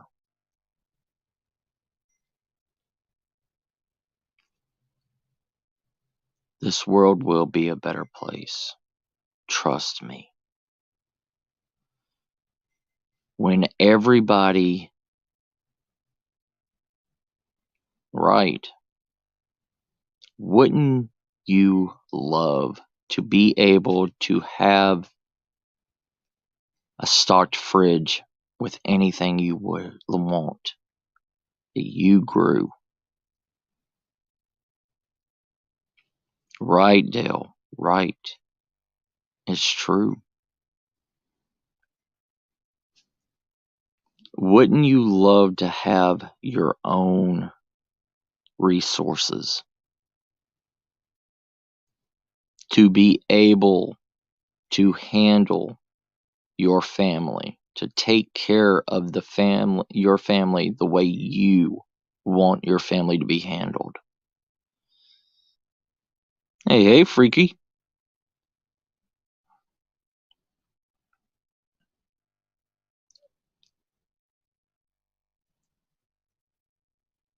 Because animals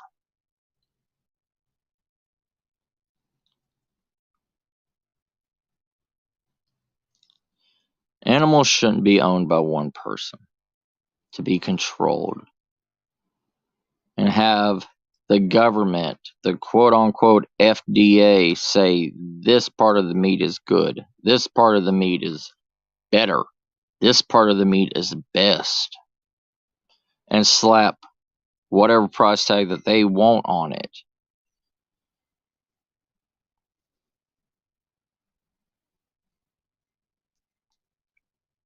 Right, freaky, right. Yes, Sid, yes.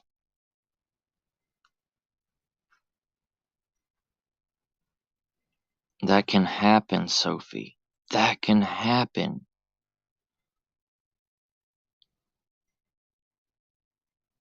Yes, Angel, yes.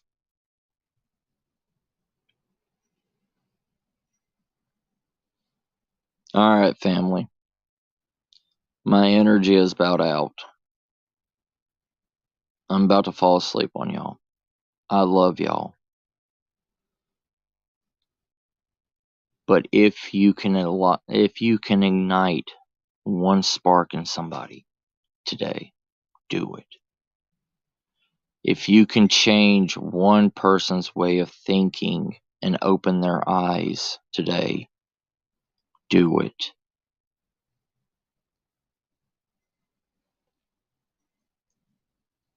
Love you, Sophie, sis. I love all of you, family. I love all my brothers and sisters.